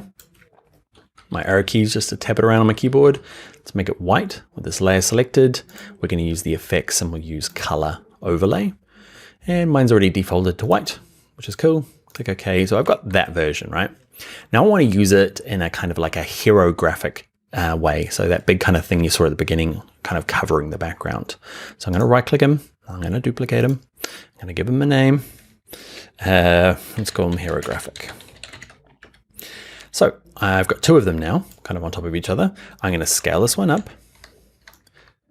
And because it's a smart object, it's got all the lovely vector. Hit return when you're finished. I'm going to lower the opacity to kind of make it a more of a watermark thing in there. Oh, yeah, it looks okay-ish. So where the perk is, I've got two versions of this now. And let's say that I'm still developing this logo or icon and I want to change it. There's a really cool, neat little trick you can do with smart objects. I can double click, let's say the very smart option, double click the thumbnail or this little icon, double click it. Now it's going to open up in the program that created it. Okay, so in this case, it's going to be Illustrator. Okay, so I'm going to click OK. And what it does is, you see that original guy I copied across? Okay, it's the second version, like they're not connected. That original one I made and copied in doesn't have any sort of connection. So I'm just going to close them down. But this guy here that says Vector Smart Object, there's a total connection back to my Photoshop. What I can do is let's zoom in.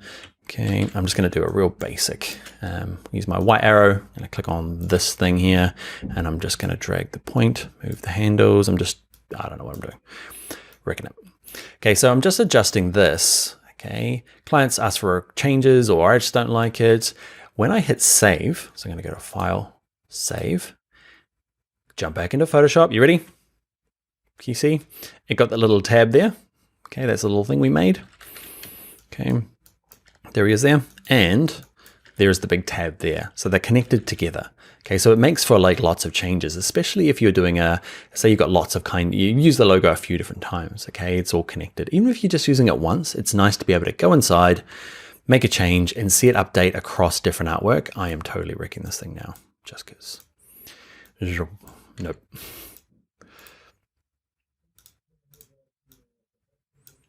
That is wrecked. Save it, jump back in here. You can see I've wrecked my logo. Jump back in here, undo it. Save it back into here and it updates. So to recap, basically bring in an image, whatever size it is, convert it to a smart object, do your work. If you have to convert it into a non-smart object, okay, it's right clicking it and rasterizing it. There are some extra perks for vector objects, okay, copying and pasting from, it works the same for InDesign or Illustrator, copying and pasting logos in. The other thing I'll quickly show you is instead of copying and pasting from Illustrator, you can use this file and this one here, it says place embedded. If I click on this, I can do the same thing without having to open up Illustrator. You might not be that keen on that. You might not have any skills in Illustrator. So you can go straight to here, bring in your vector file, place, everything's perfect, click OK, and hit enter on your keyboard to get it the right size. And cool thing about that is that Photoshop's clever enough to say, I'm just going to make him a smart object. So you don't really need to, I guess, make that decision at the beginning. But you still have all the same perks of being able to double click it, go into it, and make adjustments, and go back in again and have it update in Photoshop again.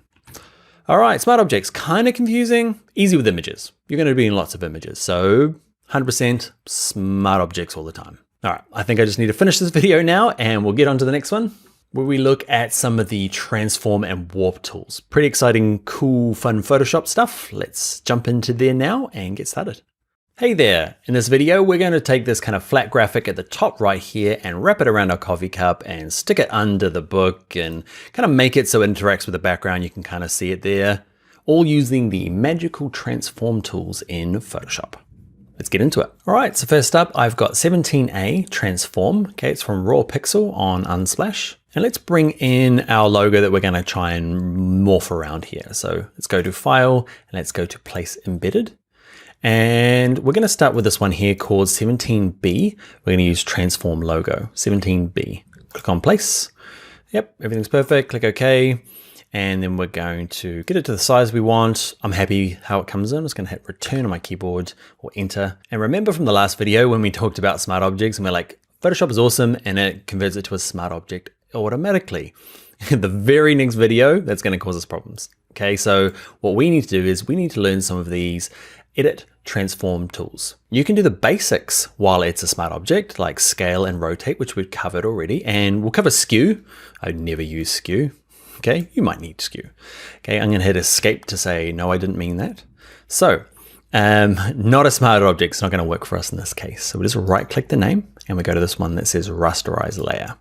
Okay, nothing changes except the icons go, and we get to do this. We get to go to edit, transform, and we're going to start with distort. Okay, and it's just going to allow us to, it looks kind of similar as scale, but when you grab one of the corners, you'll notice it's a little bit squidgy. Okay, so what I'm going to try and do is I can click anywhere in the middle to move it. Don't use the little crosshairs in the middle, just anywhere else. And then I'm just going to kind of try and lay this thing down on the ground. There's just a lot of like tongue out going, does that look right? Does that look right? There's a lot of that. Okay, when you're doing this technique. Okay, I'm just trying to make it look like it's on the floor. It could be painful to watch. And yeah, I fiddle around there with edges to make it feel like it's on the ground. You give that a go. Okay, when you're finished though, remember it'll be all grayed out until you hit return on your keyboard or enter on your keyboard to say, yep, that's what I meant. Cool, so that is the distort transformation. There's a few other ones we'll just quickly discuss rather than go through. Under edit, transform, there is the option of flipping vertical and horizontal, just kind of flips it over. Okay, let's look at one of the other ones. Let's bring in another graphic. Let's go to File, let's go to Place Embedded. You could be copying and pasting from Photoshop, avoiding the smart object and using pixels in that case. Let's go down to 17C, just a square version that I made. Click OK. If you do get stuck in this kind of middle land, okay, it just means that, again, nothing's going to work. It's kind of saying, I'm bringing it in, but what size would you like it to be? And I'm just going to say, enter on my keyboard, bring it in that size, please. Same problem as before. We're going to have to right-click them and go to Rasterize Layer. With my Move tool, I'm just going to move it into the middle here, and now I'm going to try and, I want to kind of make it wrap around this coffee cup. Now there is a setting in here that I'll just quickly show you, perspective. I never use perspective. Why? Because I just find I use warp. It does this, which is kind of cool. You might like this. This might work for you, but you can't kind of rotate it. And I find to do that effect that we did earlier, distort is a lot more flexible. Okay, you might like perspective, have a play with it. I don't find it very useful at all. I'm gonna hit escape. The one I do find super useful is under edit, transform, there's this one called warp. So I use that one and that one quite a bit when I'm trying to fake things. Okay, so distort was great for laying this guy down on the ground, and warp, it works very similar, except it's more like fabric now. So I'm gonna zoom in, move across. And if I grab one of the corners here and just drag it around, can you see it's more like fabric, whereas this was kind of like, you know, we were playing with the perspective and it was quite solid, whereas this, everything's kind of bendy. So the cool thing about this, there's pros and cons. And there are some default shapes up the top here. You can pick arc, okay, and you can pick lower arc, and there's some adjustments over here. And you might get lucky and like, you might just get the perfect one. So say this one here, the band, say it's a wine bottle and there's no, like at the moment, there's a bit of a perspective here. It's not straight on. So you might decide that actually you can go negative. So say -50, maybe -20. Okay, and you can kind of get it, but there's this other kind of, I want it to be flaring out a little bit. So these custom ones, okay, are not going to be that useful, except for fish. Remember fish? Can we do this with type? You always need fish. There's never not occasion for fish. And if you want to get back to custom, it's this top one here. Okay, actually, I don't want to start with fish, so I'm going to hit escape on my keyboard to get back to how it was and just start again. Edit, transform, and let's go to warp. Okay, and what I'm going to do is, again, just kind of a lot of playing around going, oh yeah, how does this? There's a lot of dragging over. So, and what happens is there's kind of four main corners. So these kind of four corners, okay? And then there's these things, these handles that affect how it gets into these corners. So you need to play around with a bit of both. Okay, so you can just watch me. There's a lot of just trial and error and practice in this case, okay? Out a bit further. And what I'm looking at is I'm just trying to mock up, trying to follow the edges here and follow the cup top and bottom. So I need this to bulge out a little bit. I need this to kind of come out a little bit here. So we're doing quite a rigid object. I use this technique for, say it's I'm mocking up an image on a billboard. So I've got a photo of a billboard and I've got my kind of like design that I've made for the billboard. It's a good way of kind of just, you know, trying to stick it on there and fake it. I use this quite a bit when we do branding deals where we're trying to get sponsors' logos onto shirts and stuff. We want to mock it up, okay? And another use, you might not be using this much, but I got a few tattoos, and what I do is when I'm designing them, I like to mock them up on my body in Photoshop where they would be colors, like look, just to kind of, yeah, bend them around, because you can get quite, you can see you can kind of follow the curves of the body with enough kind of prodding. I'm going to go, I've gone and wrecked mine now. Don't prod it too much. Okay, so you can like form this around the human body as well, which is quite cool. So I'm gonna try and get mine back to roughly where it was. You're getting the idea now that I've wrecked mine. It looked better before. Okay, so I'm gonna jump out now and pause the video and actually make it look half decent like I had it before, and I'll be back. All right, and I'm back, and I spent a bit of time just kind of flaring it out, matching that. How long did it take? Oh, I don't know. I was at it for about 2 or 3 minutes. Okay, trying to get the bulges right. There's no miracle potion for that. But the last thing we'll do before we go is the distorting and the warping is awesome. You need both of them in your toolkit, but I want to get this to interact with the background a little better because it's the same color across and it looks a little fake. So we're going to make it a little less fake by, let's find the right layer. It's this layer here. I turn the eye on and off to work out which layer I'm on. And at the top here, we're going to change the blending mode. We're not going to cover blending modes hardcore. Now we're just going to look at switching it from normal to this magical one called multiply.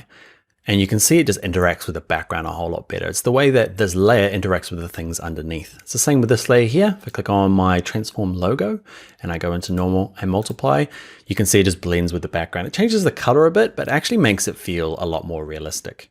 The cool thing about it is if I click on this, I can move it around. Because it's interacting with the background, you can see it kind of starts looking pretty cool, huh? All right, so that's going to be it for our transforming. Let's jump into the next video where we start looking at photo retouching. All right, I'll see you in the next video. Welcome back everyone. In this video, we're going to look at my favorite tool in Photoshop. It's called the spot healing brush and it's used a lot for retouching. We're going to do a couple of cool things like this. We'll remove some graffiti off the wall. Magic, huh? We're going to remove some blemishes of this man. See his face before, after. We're even going to go as far as removing people completely. Look, what do you mean? There he is. Look, there was a person there and now it's gone. Cool, huh? Let's go learn how to use this fancy tool in Photoshop right now. All right, so let's open up our exercise files, file open, and there's going to be 3 that we're working with, 18A, B, and C. So we'll start with this one here. Now we're going to retouch out some of his blemishes and things. Now I worked as a retoucher for a long time and I don't really like what we do. I love the technology though, so let's look at the technology, not so much the faking life stuff. So what we're going to do, we're going to use this thing called the healing brush. Okay, so the spot healing brush is the top option. So click and hold down, we want this one here. Okay, and in terms of brush size, it will depend on your image. In this particular one, I'm using about 50. Okay, so you can drop this down. I use my brackets there, remember from earlier? Okay, so brackets are really good for changing brush sizes. Doesn't matter if it's the healing brush or just the regular brush tool. So I've got my size at 50 and crank your hardness down to 0. So just drag it down to 0. Just gives a nice even edge. So when you're using it, there's a good way and a bad way. The bad way is just working straight on it. And I want to show you that first because it is pretty magic. Watch this. If I just click, hold my mouse, kind of paint it out. I'm just dragging left and right, let go. Magic, huh? I'm going to go to edit, undo, undo, undo, undo, undo. It just magics away things. I can't believe how cool and amazing it is. Well done, Photoshop. But now you know when people say that person's being photoshopped, man, it's hard to tell. If you're a good retoucher, it's hard to tell. So one of the problems with that is that's called destructive editing. Like I can't go back now. And what ends up happening is, I'm going to paint out another one. And you can just click once on some of these. Okay, depending on how big, you might have to adjust your brush size, but eventually you'll end up with this person that looks like they're quite fake. They look like they're photoshopped, kind of a plastic, weird skin. So what you do is there's an option under here called File Revert. That just gets it back to when I first opened the document, or at least last saved. Okay, so I'll go all the way to the beginning. So the more pro way of using that tool is to create a new layer down here. It's a blank layer, nothing on it. I'm going to call it my retouch layer. And all I need to do is the same tool, but I need to do this one here that says sample all layers. So instead of it's just going to look through to this layer underneath. Okay. And make sure if yours is not, it's set to content aware. It should be by default. It should be set to normal. Just copy what I've got. So now when I do it, same thing happens. Watch, I can kind of paint over these things, paint over, and you can work your way around. Okay. Brush sizes, remember, is square brackets next to your P key, open and close. Okay, you can go through and you can start working it, but after a while, it starts looking a bit fake. Okay. I'm just so good that it's not looking fake. Okay, let's have a look now. Now, that person is, yeah, let's just talk about, let's say it is looking, you know, starting to look a little fake or plasticky. Okay, what you can do is this layer, it's on its own layer, which is the perfect bit. It's what they call non-destructive, okay, because the background is fine. So what I can do is turn it on and off, on and off. It's really good for just seeing your work, okay? Okay, so your handiwork. And the other thing you can do is if it is starting to look a bit fake because you've just been at it for a long time, often with this retouch layer selected, just drag the opacity down a little bit. And what that does is it lets some of the background, it just makes this a little see-through. So you can start to see, watch it when I drag it right down, right up, right down, right up. You can just kind of find your balance of real life, kind of like maybe muting the marks and blemishes rather than turning them off. Because the problem with a lot of I had a friend in, does casting for models, and the problem is their headshots, she'll get people in and they're like, hey, you don't look like that person at all, really, you know, because of all the retouching. So sometimes, you know, it needs to be a kind of a balance, I guess, softening some of the features or the wrinkles or the acne. Whatever it is, that's the technique. Make sure it's on its own layer, make sure sample or layers is in there. So let's get away from retouching people and let's look at one of the cool practical uses of, say, something like this. Now we've got our brick wall here and it's got, somebody needs more love, okay? And we want to remove it. Let's say it's just, yeah, it's bad graffiti. That's good graffiti. We all need more love. So same technique here. We're going to make a new layer. We're going to use our spot healing brush and now we're going to find an appropriate brush size. I'm going to zoom in a little bit, okay? And my 50 from last time is probably going to work. Now, when you're doing this, you just need to hold your mouse key down and paint. I'm holding down the mouse key the whole time and just give it a good work. Okay. And I'm going to let go and it partially worked. Okay. So I'm going to paint him out as well. And we're getting there. Now, this wall is going to be pretty forgiving because of the brickwork. It's not it's so damaged. If this was a really even brick wall, this technique is going to be average at best. It's really good with nature. Okay, so some of the things down here, say you want to remove this glass bottle, whatever it is, okay, it's really good. It's really hard to tell where it was. Okay, if you do find it's not working for you, you can go to edit, undo, and just try again. Often just the act of trying again will give you a different result. Okay, so you can keep working your way around. Okay, when you're practicing, keep working your way around. You get the sense of kind of how it works. You can see I lost that bit, but it depends, I guess. It's pretty amazing though, right? If you had to go ahead, if you're an old school Photoshopper and you'll be like clone tool stamp, forget the clone tool stamp. Wow, that was a good remove. Okay, so you can kind of work these out. Let's look at this last option here. And it's really, really good for this kind of natural textures.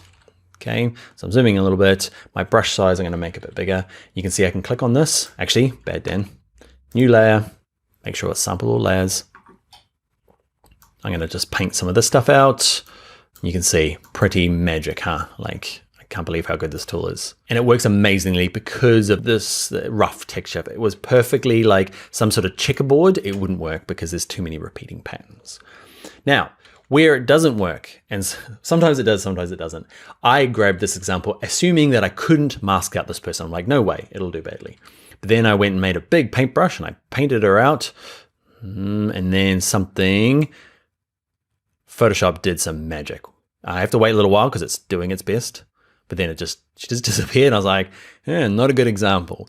But there will be times where it just doesn't work. You'll try and do it and it will try its best, but it'll look like there's some sort of weird distortion going on in the world. So, and know that it does work really well. It's a great kind of starting point, at least. If it doesn't work perfectly, you can try and touch it up other ways. But I teach this all the time and I'm so impressed. These are new examples and I'm just like, man, how good is that tool? All right, so that's going to be it. Remember, it's on its own layer, so we can non-destructive, we can go back later on. But yeah, that is going to be the end for the spot healing brush in this exercise. We're going to look at the next tutorial where actually it's even more amazing. It's called Content Aware. So we'll do that next in the next video. Hi there, in this video, we're going to look at something called Content Aware Fill. It is my second most favorite tool or feature in all of Photoshop. It allows to do fun things where I've got this extra space over here. This is the original image. I just need to magic up some background and pray presto. Let's look at another couple examples where this one here, actually the original is the smaller version, but the background got invented using Content Aware Scale. A couple more examples. That's the original. I tighten them all together in about 2 seconds using the same tool. Let's look at this last one here. I've got a really terrible format, okay? It's a banner ad or a big letterbox image, okay? And I need all this background in. Magic. The table got bigger, background got bigger. Let's learn how to do this now in Adobe Photoshop. All right, to get started, let's open up all of the 19 series that are in the source files. So there's 19A, B, C, and D. We're going to start with this one here called from Matt Quinn. Okay, this lovely macro photograph of a bee or a wasp, one of them. And the original photograph ends here, but we need it to be longer for, let's say it's when you end up loading up photographs on a double page spread, so like across the middle of a magazine, across 2 pages, there's always this like gap on the edge here because the formats don't match up in terms of sizes. So we just need to make it a bit bigger. Now we could try using the healing brush and clone tool stamp, and there's lots of options, but there's this magical tool. Remember, my second favorite tool in this whole program. So first thing we need to do is just make sure on the right layer, should be already layer 0, bad naming Dan. Then go to our magic tool under edit and go to content aware scale. Okay, if I just use the regular scale transform that we have, I'm going to scale it out, and obviously it's not going to be particularly exciting, but if I use this one, get ready, edit, content aware scale, and start dragging it slowly this way, watch what happens.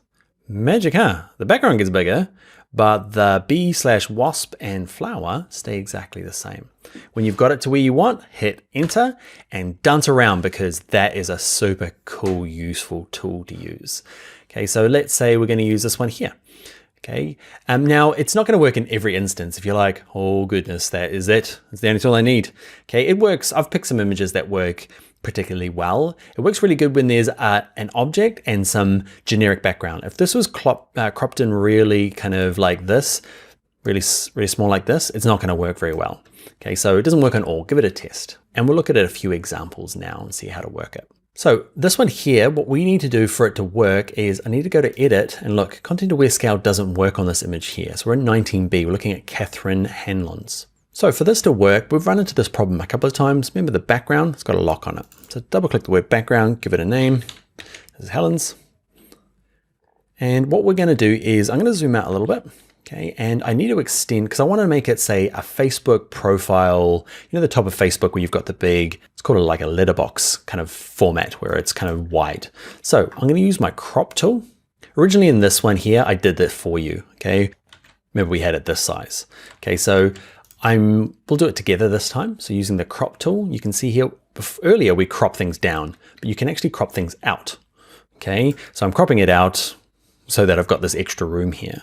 I'm not going to go too hardcore. Hit return when you've got the crop right. With that same layer selected, edit, content aware scale, and then start dragging. You'll see our flowers somehow stay magically in their position, and the wall gets bigger. Just super cool. Okay, let's hit enter to confirm it. Now you might run into a problem here where crop tool, I'm going to click once, drag it up. So you want to make it bigger because you want to you need some room for text at the top here. The trouble with this one is that it's not going to work particularly well. So it doesn't work in all cases. So watch this. If I start dragging it up, the wall gets bigger, but eventually, can you see the pot's getting bigger? Okay, so there are times where it just doesn't quite work, but I don't know, it's still pretty cool. Who knew what that vase looked like to start with? All right, let's look at some other instances. Let's look at 19C. So we've kind of expanded things out, and that's cool, but you can also, so back to my move tool, make sure, double click this layer. This one here is Annie Spratt. We've got a couple from here, this one and the next one. Okay, and let's say that this placement's here. Well, I guess I want to show you an example where you can go edit, content aware scale. Instead of going out, which is super cool, watch this, you can go in. Can you see those bottom guys start moving in? Just magically, and the shadows start distorting. And watch this, I can tighten all these guys together to make a nice kind of a smaller group. Eventually, it's going to start doing weird stuff. Okay, but you know, for slight adjustments like this, man, instead of trying to mask them all out and move them together, this is such a big kind of time saver. Can I shrink them down and spread them out? I can kind of reform this whole kind of composition here really quite easily. Hit return when you're finished. I'm going to grab my move tool. My computer's going to stress out. Okay, move tool. There we go. We've got this kind of like a little bit of distortion there, but you get the idea, right? Now let's look at this last one and get a little bit more hardcore, because there are going to be times where everything looks perfect except for this one little thing. So I'm going to do the same thing here. I'm going to zoom out, use my crop tool, Okay, because I want to do that letterbox again. I want it to be quite big-ish. I use this heaps when I do a lot of HTML banner ads, which are just really weird shapes. You know, that kind of really long, thin leaderboard or banner ad, or that skyscraper that's just really bad format. Okay, so reshaping images this way is perfect. So I've used the crop tool, make sure my name is not background, and I'm going to go to Edit, Transform. I'm going to go to Edit, Content Aware Scale. There's going to be a bit of a problem, look. You can see them there's the paper. So everything else is pretty amazing, right? The desk just got bigger, the leaves stay fine, the scissors are great, but it couldn't work out this thing, got a little lost in there. So I'm gonna hit Escape, say, I didn't mean that. And what we can do is we can protect bits of areas. So if you scale it out and it's not quite working, what you do is you grab any selection tool you like. Might be we've used the rectangle and elliptical marquee tool. We're gonna use our favorite, the quick selection tool. And I'm just going to kind of draw a box in there, and it's super quick and easy. Just kind of runs out and grabs the edges of this, which is perfect. And I'm going to go to Select, Save Selection. Okay, so we need to do this step first. So we make any selection we like. We figure out the bad bits, go to Select, Save Selection, and give the selection a name. I never do. You should. Okay, I'm going to go to Select, Deselect. So I'm done with that now. You just make your selections. It could be multiple selections. In my case, it's just a little one. Now, when I go to Edit, Content Aware Scale, okay, and there's an option up here that says Protect. Drop that down, and it says a name. That's the thing I wrote, okay? And now, hopefully, it's going to protect that little selection. Hit Return. Oh my goodness, that is pretty amazing. I love it so much. Now we're doing pretty big examples here. We're dragging it quite far out to kind of show off a little bit. But you might be doing just smaller adjustments just to kind of make it a bit bigger or to fit your dimensions, okay? Drag it out, see if anything goes wrong. If something does go wrong, see if you can make a selection first, save that selection, then start dragging and use that protect feature. Now, another caveat for this one is that it's going to work on like 40% of your images perfectly. Okay, using the techniques we've learned here. There are some that just don't work. Really kind of confusing backgrounds where maybe it's a crop in really tight of an object or a person. It doesn't work very well. So there are times where it just doesn't work and it's never going to work. But there are times where it's just a lifesaver, and half a day's worth of Photoshop work can be fixed with Content Aware Scale. All right, let's get on to one of the last videos where we look at exporting for all the different kinds of formats: web, social, print. All right, I'll see you over there. Hey everyone, this video is all about exporting our files out of Photoshop. So we've done our work, we're finished, and now we need to do something with them. We'll cover how to send them to different Adobe applications, as well as sending them out to print and web and social media. So let's get started. So first up, open up our file. It's called 20exporting.psd. Now, this is something we've worked on earlier, so you can have your version open if you like. So the first use case is, let's say I've designed this and I want to put it into something like InDesign, Adobe InDesign. And that's a desktop publishing app. So where I make my magazines and books and flyers and brochures. Now this technique is true for all of the Adobe software. It could be After Effects, it could be Premiere, it could be Illustrator. All they really want is, there's actually nothing to do when you export it. You just leave it as this PSD, this working file with all these layers. Exactly the same file you use in Photoshop. I'll show you what I mean. So I'm working on this document here in InDesign. I want to bring in my file. They use place in InDesign. I find in my source files, there's number 20, click open. I drag out my file. I want to kind of cover this thing. Great, move it down. Cool, so that's my kind of banner that I've created. And you can see it just comes through, looks great. It'll print fine from InDesign. Okay, so if you need to incorporate a Photoshop document in any other Adobe product, just bring in the PSD. One of the perks for it though is if I go back into Photoshop, and in here, and I need to make some amends. So let's say this flower here, I just kind of move it around. I decide that needs to be a bit higher, a bit there. The background, okay, I need to change. I'm gonna go to Adjustments. There's an invert adjustment, okay, and it's just flip the colors around. All I need to do is File, Save, jump back into InDesign. And in here, nothing really happens except here in my links panel, there's a little icon saying modified. Okay, I'm gonna click to update it. You can see I just went and updated.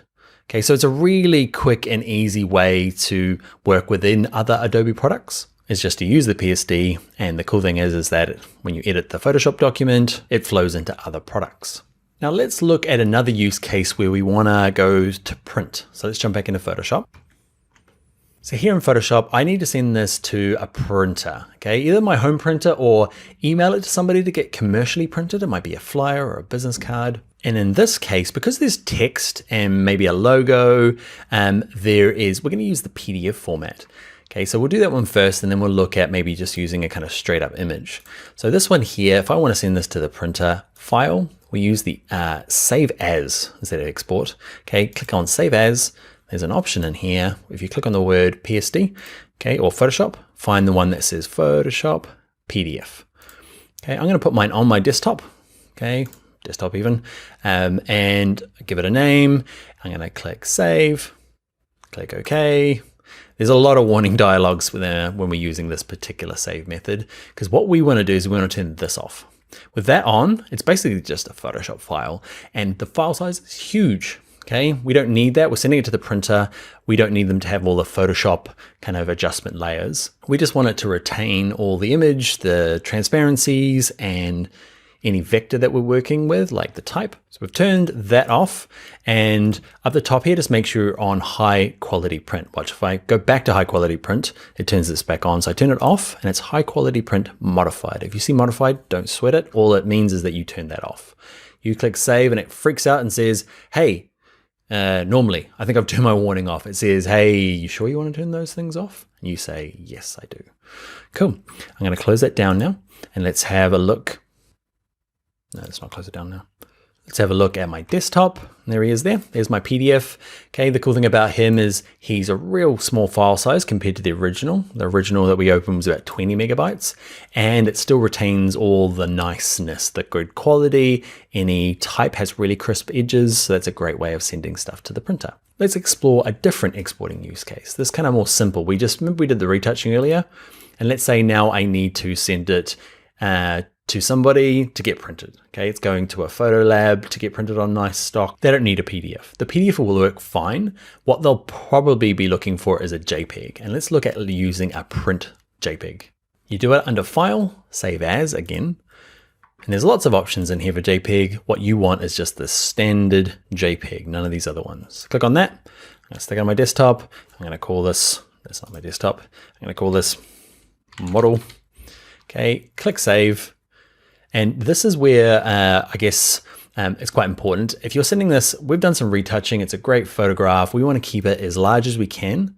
Okay, we don't want to kind of drop any quality. Okay, you wouldn't, especially if you want, this is a commercial print. We want to make it look nice, keep the largest file size. Let's click OK.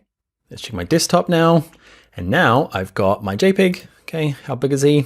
Let's check him. He's 2.7 megabytes.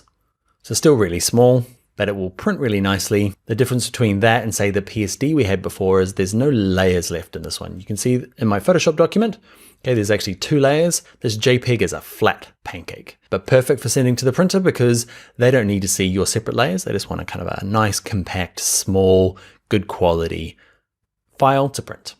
All right, the next use case is going out to either a website or social media, and the kind of same rules apply to both of them. It's about getting great quality image for the smallest file size because they need to upload, like especially for a website, we don't want to be waiting for your image to load. We want it to go super fast. So let's look at this first option here. And let's say I want to save this out for a banner for Facebook, title, or say it's an Instagram post. What I want to do is go to File, and in a slightly different place, it's under Export. And this one here, Export As is the magic one. Click on Export As.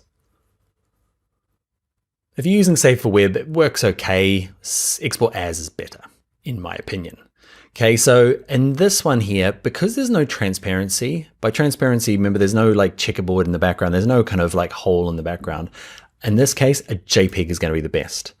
Okay, and the quality slider, when we exported the print version of a JPEG, we had to use a different way because it retains more detail that's used for printing. Because it's going to a website or to our social media account, Instagram or Facebook or Twitter, we don't need that same level. So we use the Export As feature. And whereas before we had the quality jammed up as high as we can because we weren't worried about file size, in this case, it's basically as low as you can go. Can you go down to 2% quality? The way to know is if you zoom in, can you start to see it's starting to look pretty junky at 2%. The cool thing about it though is over here you can see it's actually 37 kilobytes. Okay, so it's teeny tiny. So best to check it at 100%. Okay, and you can see even 100%, you can see some of the interpolation or some of the pixels all glooping together. So how low should you go? Like my rough rule of thumb is between, so low is 30 and high is 60. Okay, I find somewhere in there is my middle ground normally. There are exceptions. So let's try 30. Click out somewhere. Are you happy with 30? Zoom in a little bit. And this is totally up to you. You're like, what is it for? Type is going to kind of stand it out quite a bit. You're not going to notice too much in here. You can see it still looks pretty good, even when I'm zoomed in. Okay, but things that have like crisp edges will stand out a little bit more. So I might decide, actually, I'm going to go up to 60. You can just drag this up and down by clicking here and just going up and down and deciding what you want. You can see the file size though is a lot bigger at 135 than it is at 30. So the trade-off. If you don't care about file size, go for the higher version. So for websites, file size is really important. For social media, not so much. Just leave it at 100% is fine if you're going to just post it to your Twitter account. All right, once you've got it there, I'm going to click Export All, give it a name on my desktop, and leave it as is, .jpg, hit save, and we're done. Now there are occasions where you've spent ages getting a mask. Okay, I've turned off the background, the eyeball here. Remember we did these masks earlier? Okay, and we spent a lot of time doing it because we need transparency. Often you'll only need transparency if it's going out to a website. Not everyone's going to need this, okay, but let's say we need to retain the see-throughness of our image because on the website you can actually see through to the background, which is perfect. So all we need to do is we go to the same feature, File, Export, Save As. We just save it as a PNG. A JPEG, you will see, will fill in the checkerboard transparency with white because a JPEG just can't handle transparency. But a PNG, magically, can. Okay, so it'll leave that, even though it's got a checkerboard, it'll just be see-through. This might be cool if you're going out to, say, a video product and you want to keep the transparency, or in my case, I do a lot of web stuff, so it just needs the transparency. Big trade-off is there's no quality slider, and over here you can see the file size is really big. If it wasn't so big, okay, and didn't have so much stuff going on in it, it would be a lot smaller. But yeah, that's how you get out a file for web that has transparency. Let's click Save All, Save, and that's it. So hopefully that gives you, quickly go over it once more time. Okay, so normally just leave it as a PSD if you want to put it into another program like InDesign or Illustrator or After Effects. But if you need to go to print, okay, typically you just be doing a JPEG, but you have to go to this file, Save As JPEG. It's different from the JPEG in here. It has more quality for printing. If, like in this example, there's text involved or logos and vector and all sorts of stuff going on, it's probably better to save it as a PDF, and that's under the Save. I like to mix them around, exporting sometimes, Save As sometimes. So Save As is the PDF. And the last was social media or websites, and it's just hiding under File, Export, Export As, and a JPEG if you don't have transparency, a PDF if you do. All right, friends, that is going to be the end of the exporting video. I will see you in the next one. All right, you made it. It's the last video in the series, and we'll just talk about what to do from here. Okay, so first of all, I'd love to see what you've made. Okay, so if you go to the forums here and search for Adobe Photoshop for Beginners, you'll find what other people have done and share what you've done, and I'd like to see it. Okay, or you can share it on social media if you prefer. Okay, for Twitter, we are Tuts Plus Design, or I'm Dan Loves Adobe. Instagram, I'm Bring Your Own Laptop. So share it there. And then I guess working out what you do next is easy. The easy one is an advanced Photoshop tutorial. Okay, so there's a few of those here on Envato Tuts Plus, so search for that. But then you might consider yourself like, I guess a bit more specialty. Okay, so if you're a photographer, the next steps for you might be more going into something called Camera Raw or Adobe's Lightroom. That might be your kind of next step for your learning kind of experience. If you are a web designer or a UI kind of interface designer, you might look to use, there's some courses here for Photoshop specifically for web and UI design. Okay, there's a few features that are specifically for you. You might check that out, or you might move into something like Experience Designer, Adobe XD. Okay, that's a really cool tool for prototyping websites and apps. You might be in the marketing field or communications. Okay, you might find the next best course is Something else, something like InDesign, which is desktop publishing, or Illustrator, which is more to do with like creating graphics and illustrations and icons and logos, that type of thing. Or another nice thing you might go check out if you're in that space is something called Adobe Spark. It's a really cool way for doing social media posts real super quick. Fix the photos in Photoshop and then add some graphics real quickly in Adobe Spark. So that is going to be us. We are done. We had a great time together. I hope you did. I did. And that's going to be the end of the course. I'm going to finish with an awkward wave. Bye now. I hope to see you in another course.